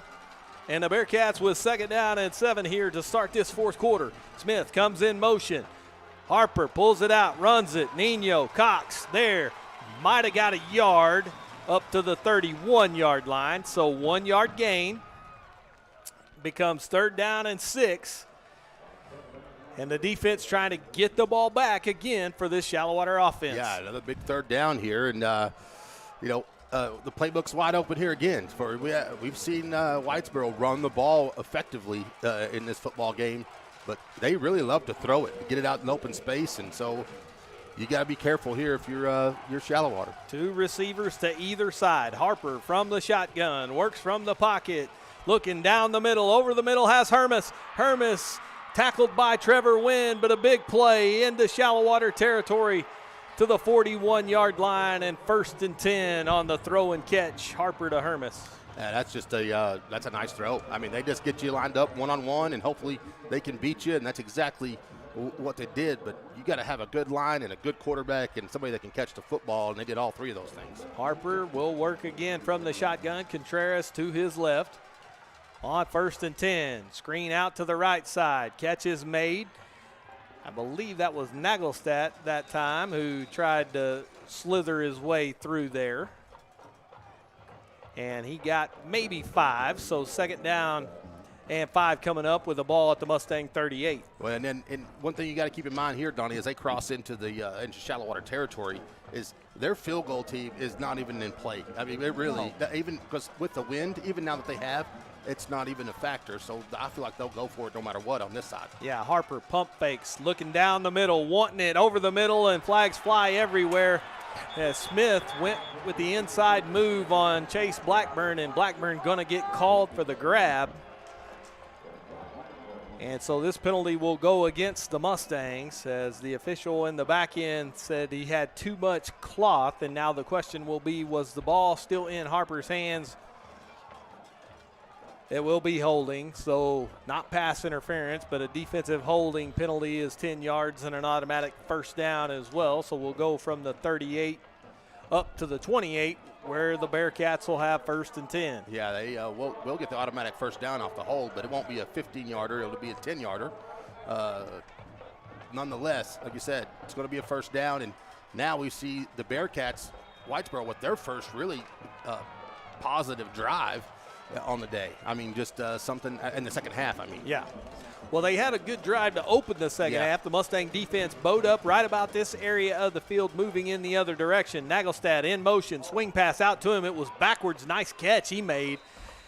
And I believe that was Blackburn who knocked him out of bounds over there after a yard gain. Might be Cox, I think. Nope, it was Cox. So 1 yard gain, and Caleb a little slow to get up, maybe 2. So 2nd down and 8, but Cox already back in that huddle over there as he's got a little winded. Yeah.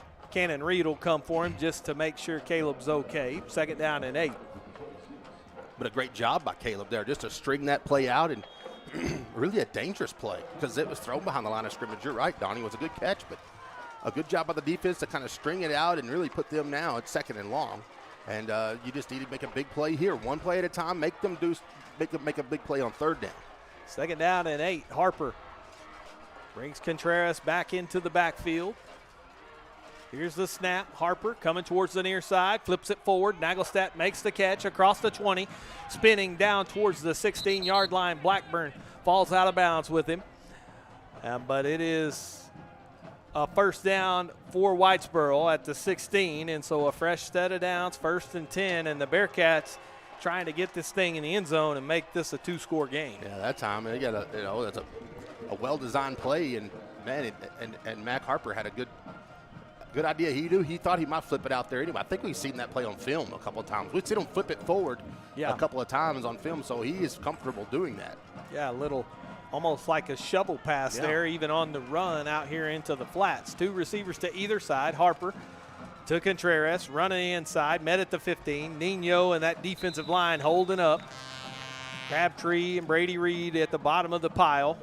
Got 2, so 2nd and 8. Yeah, here we go. That's that great job on first down by that defense and that defensive line and Nino back there. I mean, Nino's had a good football game, and they're making plays back there, but you got to have somebody step up and, knock a pass down or reach in there and get a tackle for a loss or something. Really set them behind the chains to kind of get this drive stalled and make them have to do something big. Sam Ogle runs in to replace JoJo Reyes on that defensive front. Try to get some fresh bodies. Shares in motion. Jet sweep to Shares. McCulley makes the tackle in the backfield.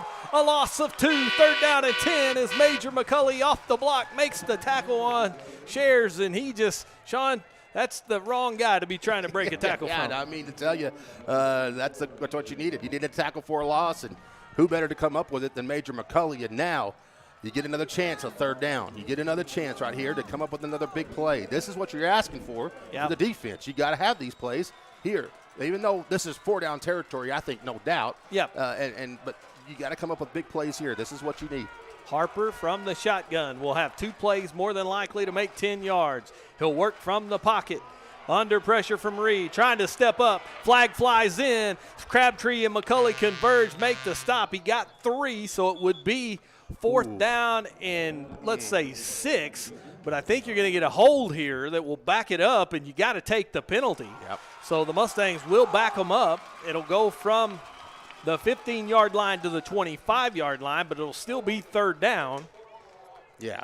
I mean, even their kicker, Sterling Garden, was not good. They still maybe had it with the wind. I don't know. But now that takes it completely out of range, and now you got to make them really go do something special. Yeah, well, you get it backed all the way up to the 25, and so you get 3rd down and 19. You were going to have 4th and 6. I do like 3rd down and 19 better. I think you can do better than 4th and 6. Mm-hmm. I think the Bearcats would probably be at an advantage there if you looked at the percentages on 4th down and 6. Empty formation is Harper from the pocket deep down the middle and just out in front of Sanders, and he might have had a step in that secondary, and that pass was just a little too far out in front as he was splitting those safeties. Yeah, incomplete. He was trying to fit it in really a tight window, Donnie, and just maybe too tight of a window between 2 safeties because he did have a step, but that was going to have to be one heck of a throw. Yeah, 4th down and 19, ball at the 25-yard line. So with no kicking game here on 4th down and 19, this is like where you alert for the trick ball. Yes, you're going to be alert trick ball.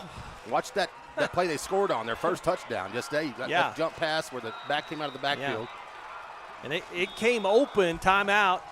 Whitesboro wants to talk about it. The Mustang crowd reacting, and it was that 2-deep secondary look that the Mustangs had with Hall and Blackburn back there, and they used that play action to get those safeties up, and Smith just split them. He was untouched all the way to the end zone. So, and that was on a short yardage play too. This was a big. You don't expect them to kind of run the ball up the middle here. Yeah, I mean, it's almost like, look, if they're going to do you a favor and run it, just let them run it. Yeah. Just rally, make the tackle. If it's a run, no problem. Here I think you play coverage. Maybe you bring one extra guy. Yeah.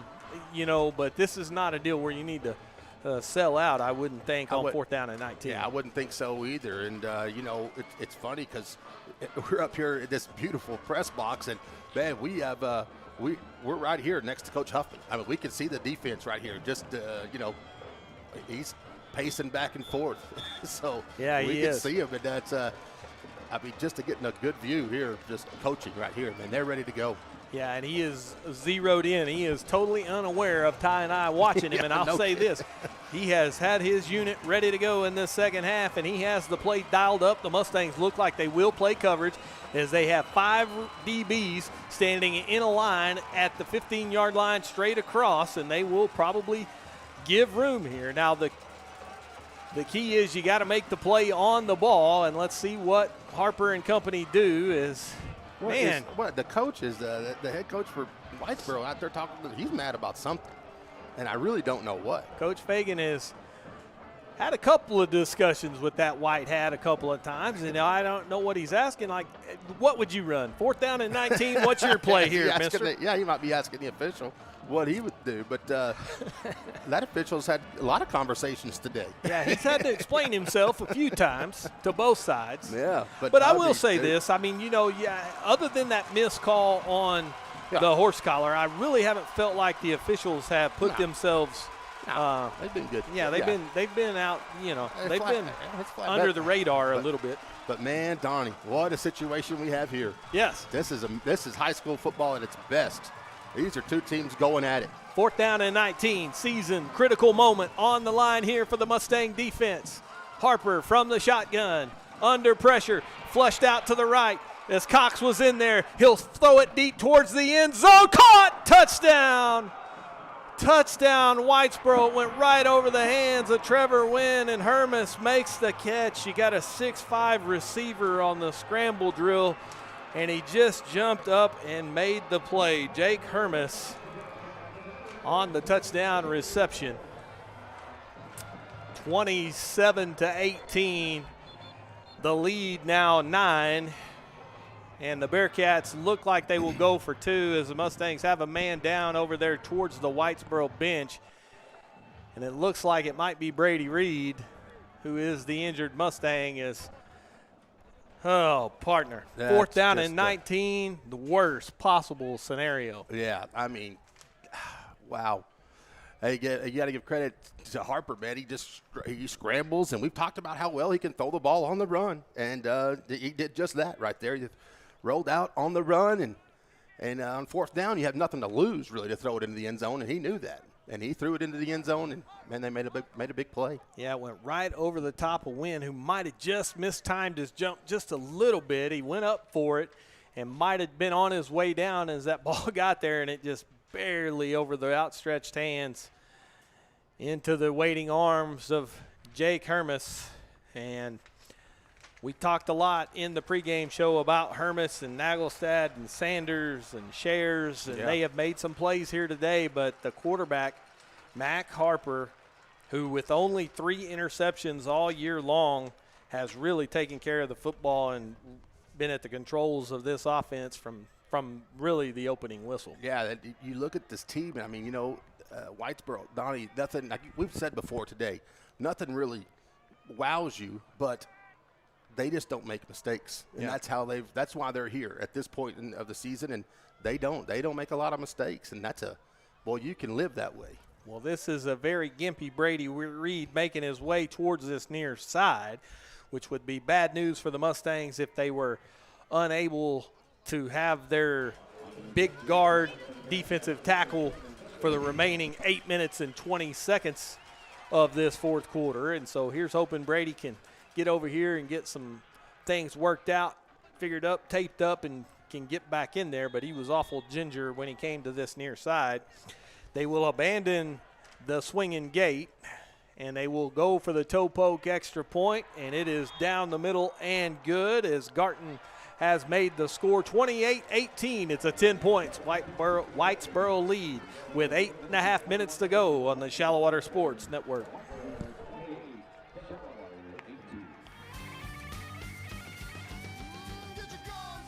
When you hear the hail and the thunder, you don't have to wonder who to call.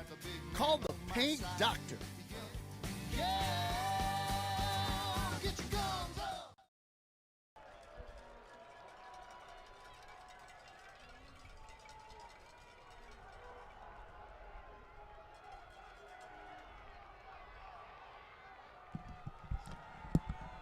Welcome back.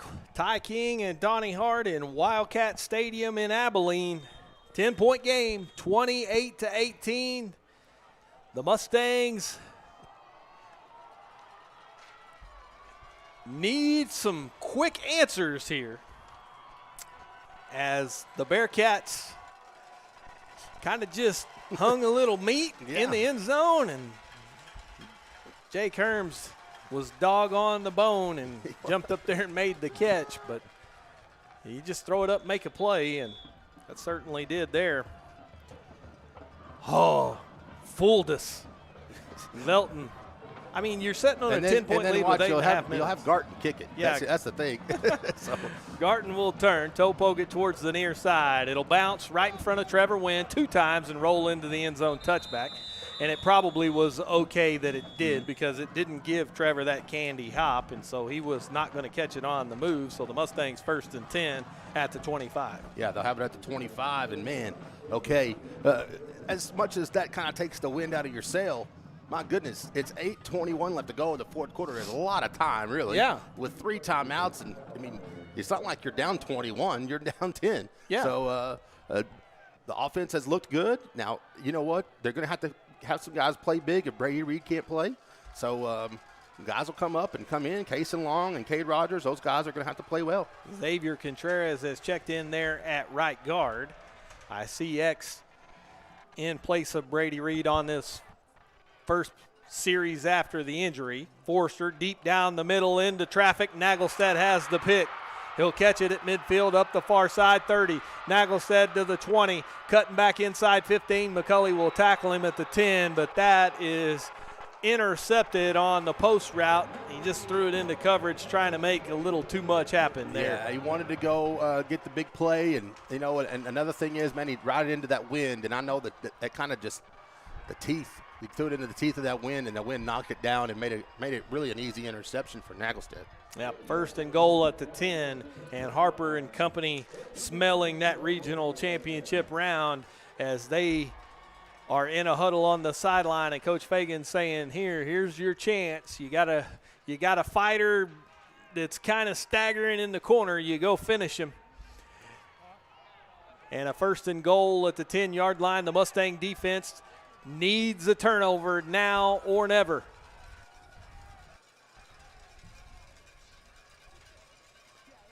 Contreras up the middle, big hole, running over Brett Hall at the 1 and got to the end zone. Touchdown, Whitesboro.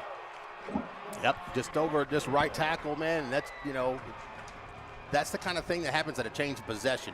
You get a defense out there that wasn't planning on being out there that quick, and you kind of can strike quick. You see it happen all the time. Guys, teams score right after a change of possession. 34-18, and Garton will come out to kick the extra point. As Hall did everything he could there. He was the last line of defense, but when you're the safety and that running back has a full head of steam, it's awfully tough to get him down short of the goal line. Brett made the tackle, but couldn't stop him from getting in the paint, and the extra point from Garton is good. 35-18 Whitesboro on the Shallowater Sports Network.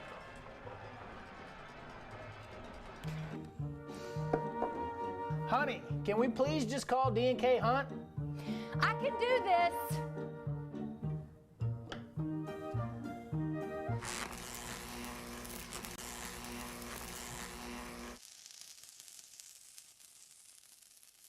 Yeah, I'm calling D&K Hunt Electric. When you need electrical work done, leave it to the professionals and call D&K Hunt Electric, 806-866-9911.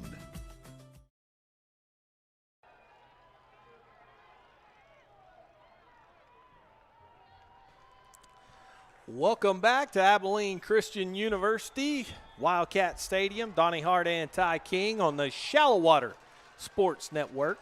35-18 Whitesboro Bearcats as they have pushed this lead out here huge here midway through the fourth quarter. And the Mustangs will need an epic comeback if they are going to stay alive in this season here. This regional semifinal round kind of took a turn for the worse there here in the last maybe 10 minutes of real time. And Whitesboro has taken advantage of it. Here's the line drive kick. This one will bounce. Wynn will field it on a hop. Trevor coming towards the near side. 25, cuts back 30, up to the 33-yard line where he is tackled. And the Mustangs will start 1st and 10. And let's see if Forster and company can do something quickly here on offense. Yeah, they're going to have to do something quickly. But this Shallowater team, we are on the Shallowater Sports Network, so we have followed this team all year long. We've seen this team strike quick, but, man, you're talking about putting them, behind the 8 ball here. You're going to have to do something against the Whitesboro team that's been up to the challenge all day. Yeah, this is a good Whitesboro team. I don't want to take anything away from them. They have played great all night. They've got afternoon. They've got a great quarterback, some good receivers. As Campbell on that left side trying to find some room, and he got 3 across the 35 to the 36. But really what they've been also is a very sound defense. They haven't allowed any big plays really for the Mustangs outside of that one blown coverage. On the first drive of the game, exactly. And so, yeah, they make you earn it. They sure do make you earn it. You feel like if you do get in the end zone, you feel like it took forever to get there. So they do make you do that, and it really can slow down an offense. Yep, 7.5 minutes to go, and that clock not the Mustangs' friend. And with that defense designed to make you rack up plays in time, certainly the clock not in the Mustangs' favor here as Forrester just straight out to Hall on the little stand-up stop route. Hall able to run his way forward up to the 39-yard line, picked up 4. So we've got third down and 5 coming up. Third down and 5 at the 39-yard line, they say. And here's a big third down, but the Mustangs will definitely go for this, but taking quite a bit of time at the line of scrimmage to get the right play in here on third down. Forster from the pistol will work from the pocket, pull it down, run right up the middle as that C's parted. Garrett coming back towards the near side, looking for a block midfield, straight on 45. Forster into space at the 30. Garrett Forster into Bearcat territory to the 19-yard line. First State Bank Shallowater, 1st and 10 at the 16, and that's how you get yourself a quick scoring strike. Is Garrett Forster just make something happen. Yeah, I needed a big play and a big chunk play to take up a lot of yards in one play, and then Garrett said, hey, I'll do it up with my legs. And he's so dangerous with his feet and his legs. You don't expect him to run away from anybody, but, man, he almost did there. That's 6'2", 200 pounds running down the sideline. 46-yard run for Forster, 1st and 10. Ball at the 16. Forster from the pistol as the Mustangs trying to get something going, stay alive. Wide receiver screen, Wynn cutting inside, 10-5, touchdown, Shallowater Mustangs. Garrett Forster to Trevor Wynn, 19-yard touchdown, throw and catch. 35-24, 6 minutes. You saying there's a chance. Well, they said they needed to do something quick, and they did it. That was about as quick as we've seen it go that far all year. Well, if they don't end up coming all the way back, here's the snap ball down. Vincent's kick on its way and good. 35-24. Whitesboro with 11-point lead, and we'll stay right here. If they don't end up coming all the way back, partner, what I like to see, nobody on this Shallowater sideline has thrown in the towel and headed on back to Shallowater. No, not at all, and then you won't. This team has played too well all season, Donnie, and we've seen them all season. And they'll keep playing well. They're going to fight. They're going to fight hard. And now, now you start getting into strategy, though. It's what, 6 minutes? You start thinking about onside kicks. You start thinking about timeouts and those kind of things. I don't know if we're there yet, but, Yeah. Well, 35-25, so the lead is 10. So you need a touchdown and a field goal. Onside kick is going to come into play maybe here at some point. And I don't think you do it yet. I think you kick it deep here. You got your 3 timeouts. Trust your defense to get the stop. The onside kick, you just kind of keep playing. Stay in it. An onside kick is exactly what we're going to do. We're going to put it down on the 40, an onside kick. So forget everything I talk about up here. Me too, yeah, exactly. But, we've been we've been treated to a great football game here today, man, and it's not even over. Onside kick coming. Vincent with it down on the 40. Here you go. Line drive kick, bounces, and recovered by Wynn, but he's not 10 yards. He got it at the 49-yard line. The officials will talk, and it'll be Whitesboro ball. Wynn dove in there and got it, but he was 9 yards down the field. Ball has to travel at least to midfield, and so it'll be Whitesboro ball at the Mustang 49-yard line. 1st and 10 with 6:07 to go. And Trevor Wynn, a little gimpy, coming to this near side. Yeah, that was – and he just got it 1 yard short. I mean, he just needed to get to the 50.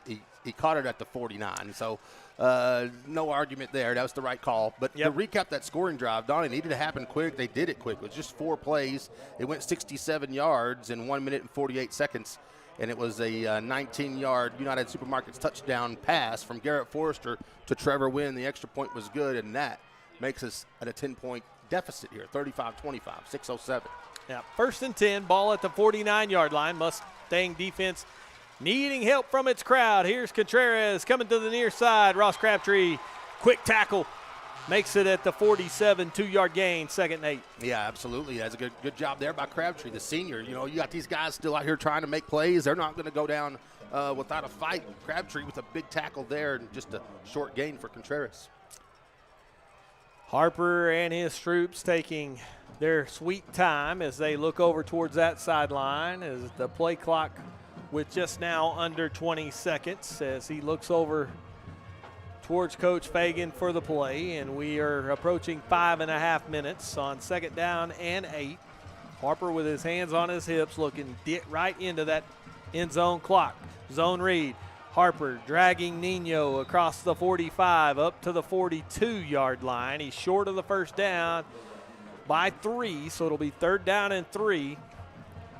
And let's see, the Mustangs still elect not to use the timeout here with 5:05. Well, it's a big play here, and you get it. You try to get it. First, you got to hold them, give it the first down, but you got to start thinking about reaching in there, trying to punch the ball out, strip it out, whatever you got to do. But first and foremost, though, you need to hold them. You need to don't let them get 3 yards here. 3rd down and 3. Harper from the shotgun with Contreras to his right. He's going to fake like he was going to throw it. Now we'll just scramble for it. Braxton Barrett up, makes the tackle. Might have got a yard, but it'll be 4th down and 2. And with 4.5 minutes left, the Mustangs still haven't stopped it yet on 4th down and 2. And now it'll be punt time for Whitesboro. Interesting here, Smith, their punter, was injured a couple of plays ago, but he is back out there. He is the backup tailback. Yep. He came out on defense for a couple of plays, but he is he in can run formation. He's tried to fake it once already today. Yeah, 4th down and 2. Clock rolls with 12 seconds, so it's going to go under 4 minutes before Whitesboro even snaps this thing. Come on, Trevor. High snap. What a job by Smith to pull it down with one hand, and he'll kick it all the way to Albany as he nails it through, and it'll be a touchback. As good job there by Smith to pull that thing down, because that had disaster written on it. Yeah, it did, man. That reached up there, grabbed it with one hand, and then really, golly, you got a foot into it. Yeah. He did get into the end zone, but yeah, that's a big play for Whitesboro. Yeah, that was that's one of those opportunity-saving plays that the Bearcats have made pretty much all game long, and so the Mustangs now will have to throw the football with 3 minutes, 50 seconds. They'll be 80 yards away, trailing by 10, have all 3 timeouts. And Forster stands alone in the backfield from the shotgun. Quarterback draw, trying to stay on his feet. Garrett Forster across the 30 to the 31, an 11-yard gain. 1st and 10, stop the clock to move the chains, and Forster and company already back up in formation. The referee already winding it. Yeah, he wound it. I don't know why they're not stopping the clock. It never stopped. Yeah, you got to do it till those chains get set. He didn't. Here's the pass through the hands of Wynn, intercepted Shires, and that should do it as Shires down that far sideline will take it to the house, and it is a touchdown, Whitesboro on the pick 6. Sean Shires intercepts that pass off the tip drill, and that'll just about be the end of this thing, Clark. Yeah, man, that's a tough way to go. And but well, we said in the pregame show turnovers were going to tell you a big story of this game, and they have. Yep, sure have. 41-25, and Shallowater has given away too many opportunities here today to Whitesboro. They fought hard. It'll be 2-point conversion time. Harper scrambling towards the far side, thrown back to the center. 2-point conversion is good. Not sure I understand that, but the 2-point conversion is good. 43-25, the lead is 18. 3 minutes and 23 seconds to go in the 4th quarter. And the Mustangs now are on full-blown life support. Yeah, they are. They are on life support and maybe on tilt a little bit, but you know what? I just love the spirit of the team. They've always fought this year, man. They've gone through some rough times, and And, especially when the season started, I mean, with against Abernathy, and they've played a lot of good football teams. And, man, they've made a lot of strides. And this community and this team has a lot to look forward to, I'm telling you. Yep, and what a job a group of seniors have done this season for Shallowater. They've all been so important. You talk about Blake Perkins, you talk about Keegan Campbell, Will Redmond, Garrett Forrester, Chris Salazar. The list goes on and on. Barrett Hall, Quentin Lanier, just so important to Shallowater. Chase Blackburn, Caleb Siegel, Raston Copeland, Josh Miller, Cutter Watson. You've got Major McCulley, Ross Crabtree, Xavier Contreras, Daniel Rinker, Alex Iglesias. As Wynn trying to make up for that pass that went through his hand on the return of flag flies. Michael Gonzalez, Brady Reed, and last but certainly not least, Houston Brasino. What a senior class they have been. They had a lot of guys, Ty, that hadn't played a lot of football. Yeah. And, they got better and better and better as the season went along, won the outright district championship, won the by-district round for the first time in 3 years, were victorious in the area round, and looks like they're going to come up short here in the regional semifinal today against a very good Whitesboro team. Want to take nothing away from the Bearcats. They've been opportunistic. They've made a lot of plays, and they got a great quarterback, and want to wish them the best of luck as they'll most likely be the team out of here that gets the shot at Brock and Jim Ned, although I'm not sure that's a great reward. But they will look like they will live to fight another day. Well, they're sound. They're a sound football team, and that's the one word I would think to describe them. Man, they are sound everywhere, other than really their kicking game. It's just sound, and they make you earn everything. Holding called on the Mustangs, so it'll be backed up to the 17-yard line. Forrester pass through the hands of the intended receiver and almost intercepted again as that one went through Hall's wickets, and Jay Sanders almost had the pick for Whitesboro again. Well, you know what? You read all those seniors' names, Donnie, and it's funny, as you were reading the names, I think there's a specific moment of this season I remember for each of those guys. Yeah. They've all made a play here or there, whether it's a blowout game or whether it's a big play in a close game or whatever. I think just all of those guys, we've called all their names this season, and that's something to be proud of. They should hold their heads high. Yeah, special senior class. Special to me, too, because I've got a senior daughter cheerleader that, the cheerleaders get to be a part of this, and want to thank all those senior cheerleaders down there. You got Sydney Hart, you got McKinley Lamberson, Hannah McCravey, that are on the cheer squad. Thanks to all those senior band members that come and support the Mustangs year-round, and just the senior students in general. Very special senior class, and there's been a lot of community support for this Mustang team, and it's unfortunate we're going to come up a little short here today, but only one team finishes the season with a win, and the Mustangs don't look like they're going to get it done here today, as they'll have a 4th down and about 4 coming up after the Campbell run up to the 24-yard line, and so we'll see. Shallowater will go for it here, as I think reality setting in for some of these guys. You can see some heads and body language kind of changing as they know this is the final 2.5 minutes of a lot of them's careers. Yeah, it's tough. That is a tough pill to swallow if you're a senior. It just is. It doesn't matter if you've made the playoffs or not. When it's your last game, it's your last game, and, man, it's tough.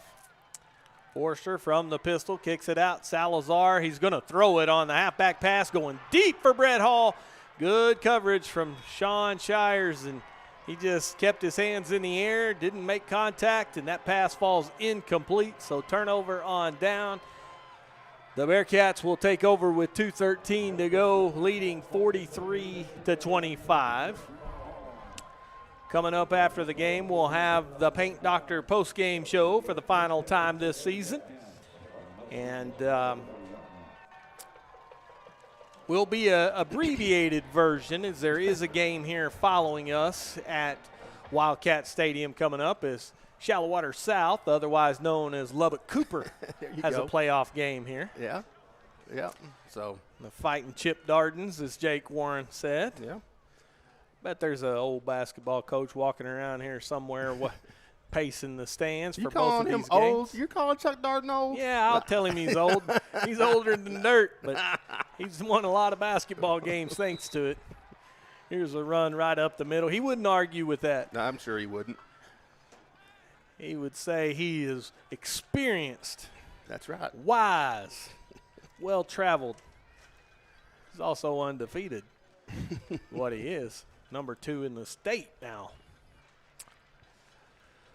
Well, we will turn our attention to basketball. The Phillies off to a strong start, as usual, for head coach Chuck Darden. They're the number 2 ranked team in the state. You got Jay Lust Mustangs getting the victory over the holiday out in New Home, beat a good New Home team, so a top 10 team there on the basketball side for the Mustangs as well, and so they'll be a handful for whoever they face, as you've got the backup quarterback in Clay Hermes now, and Hermes runs for a first down up to the 6-yard line with 1:20 to go here in the football game, 43-25, and it looks like the Mustangs would be content to not use any of their timeouts and let this one go on to the house, but we'll see how Coach Fagan elects to play it. He could go victory formation and take a knee, or, you're getting your young players some experience, and so there's 2 schools of thought as Clay Hermes from the shotgun will run it up the middle into the end zone, touchdown Whitesboro, and so there's that with under a minute. That's the way you can handle it as well. So you can, there's ways of doing things, and then there's ways of doing things, and that's the way Coach Fagan's going to do it. But kind of like the swinging gate while ago up a little ways. That was nice, but I guess if you're Whitesboro, you take advantage of your opportunity when you're this long in the playoffs, and that extra point slides through good. So 49-25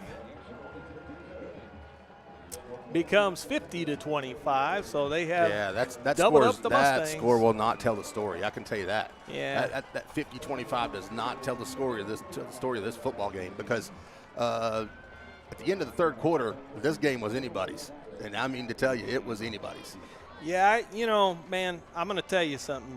When you're playing professional football and those guys are getting paid, if you don't like it, stop it, right? When you're playing college football and those guys are on scholarship, if you don't like it, stop it. Puts a little burr in my saddle when it's high school football and you score with 49 seconds to go in a football game. Yeah. Yeah, but that doesn't need to be the focus of this football game. I'm focused on it right now with 49 seconds, aggravated. But anyway, okay. I am too. Good job by the Mustangs. They, they did it the right way all season long and have. And that's a testament to that coaching staff, head coach Rodney Vincent and his crew. They did a great job with this team. Got into the season late. Didn't even get here until August, folks. And this team makes it 3 rounds deep in the playoffs. So heck of a job by all parties involved in Shallowater. Community, players, coaches, administration. Job well done. And they are going to come up short here today against a very, very good Whitesboro team. Kudos to their kids. Kudos to their players. They earned this victory.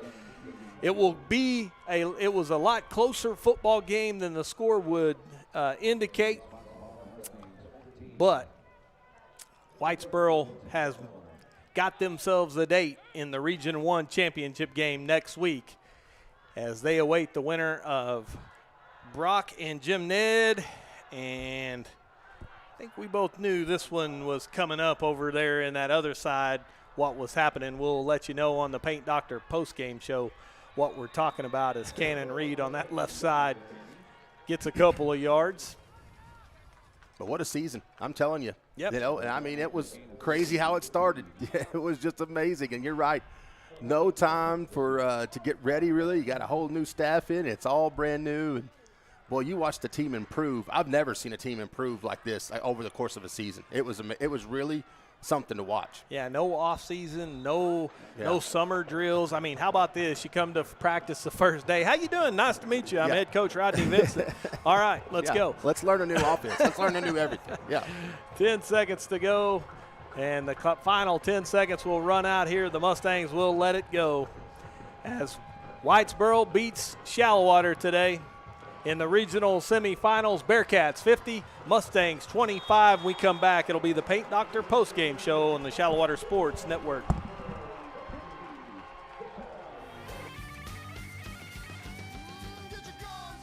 When you hear the hail and the thunder, you don't have to wonder who to call. Call the Paint Doctor.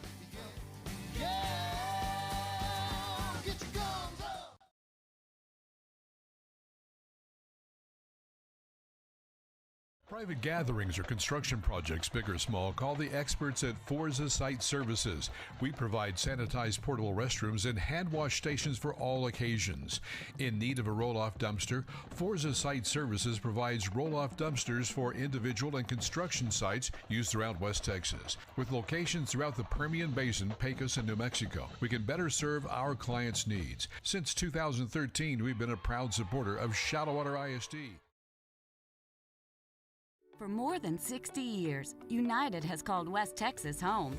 It's from here that we operate 94 stores across the region. Look, and you'll see United employees all around you, supporting other local businesses, your businesses, and giving their time and energy to help our efforts to make this the best place to live and work. We are West Texas, and West Texas is United. When People's Bank branch president Stephen Least isn't helping another small business with their financial success, you'll find him on the diamond doing what he loves, coaching kids. Working at People's Bank has taught me how important it is to give back to our community. Coaching allows me to mold our future leaders using the principles I've learned while working with small business owners. I'm Stephen Least. I'm one of the people that you know at People's Bank, a bank in the people business. Andrus Brothers Roofing, we nail it every time, every time. We do one thing and we do it well.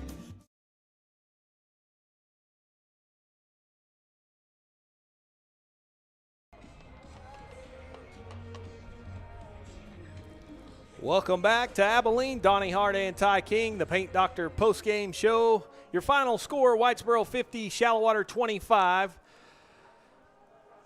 Whitesboro with 378 yards total offense, Mustangs with 291. Bearcats run it for 156, throw it for 222. Shallowater gets 205 yards on the ground, 86 yards through the air. Both teams were over 5 yards per play, 6.1 and 5.7, so a close football game in terms of that. Here's where the rubber met the road. Mustangs turned it over 3 times, and Bearcats turned it over just once, and that was ultimately the deciding factor in this football game for Whitesboro. Mac Harper, 15-23, 222 yards, 2 touchdowns through the air. Garrett Forster was 6 of 13, 86 yards, 2 touchdowns, 2 interceptions. Asher Contreras, 12 carries, 53 yards, 2 touchdowns for the Bearcats on the ground. Mac Harper, 17 carries, 31 yards, and a TD. And Clay Hermes, 3 carries, 24 yards, and a garbage time touchdown there at the end.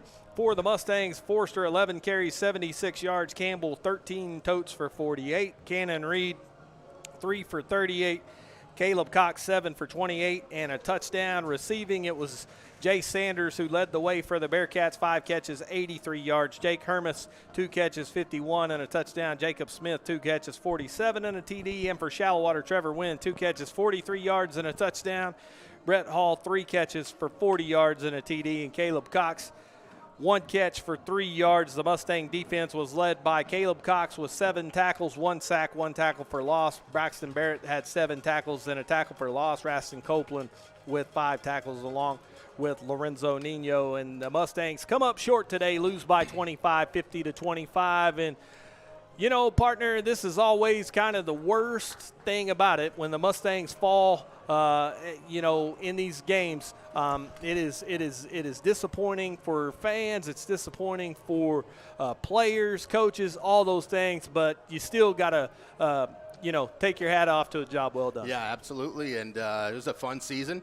Fun for everybody, man. Broadcasters, coaches, parents, and players and fans, man. It had a lot of fun. And, boy, that's a successful season because after you talk about coming in late, I mean, just what did we expect? And especially after the first game against Abernathy, it was just like, oh, man, what's going on, Yeah.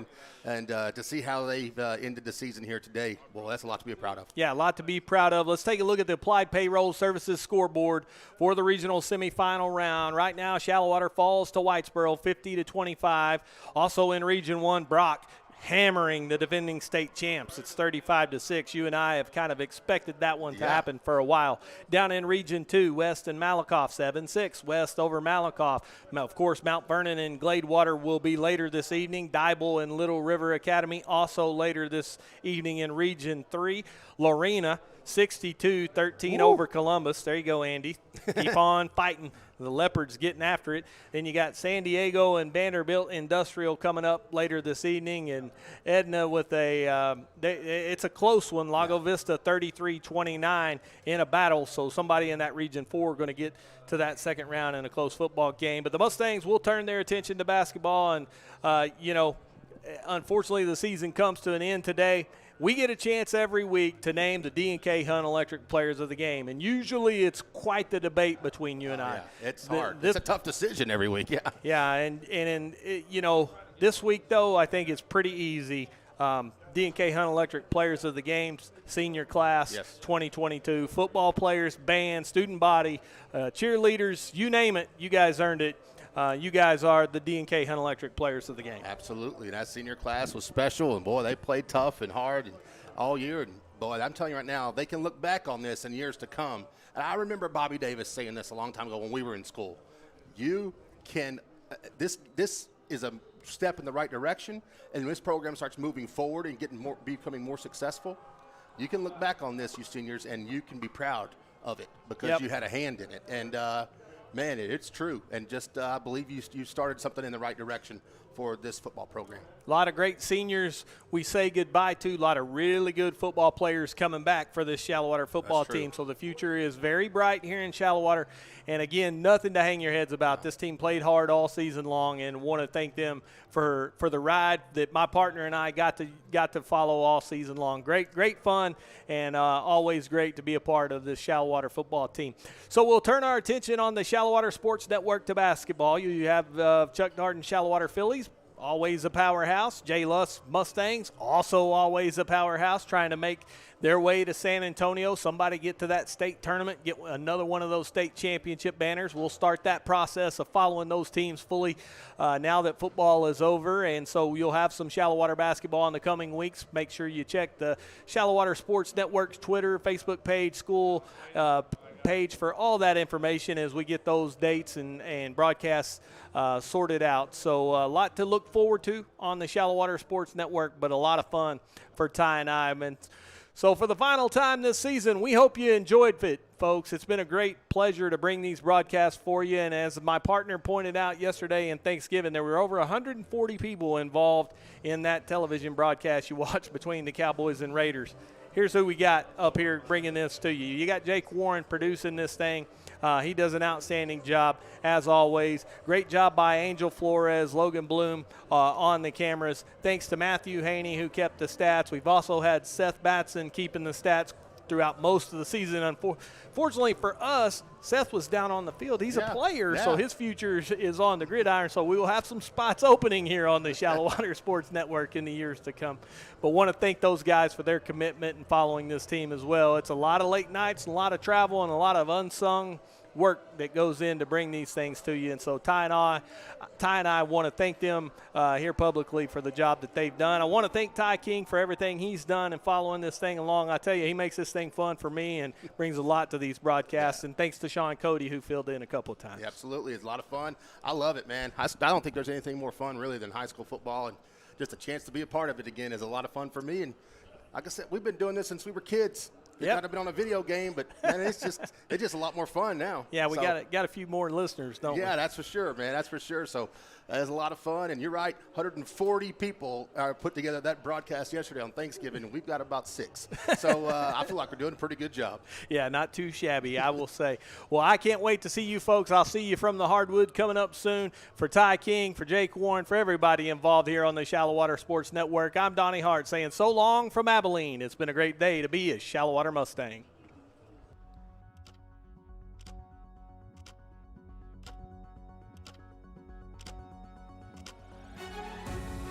Touchdown, Shallowater Mustangs! Jakari Davis, and he threw it out of the gym. We'll shoot the 3. Nobody came to stop her, and Jenna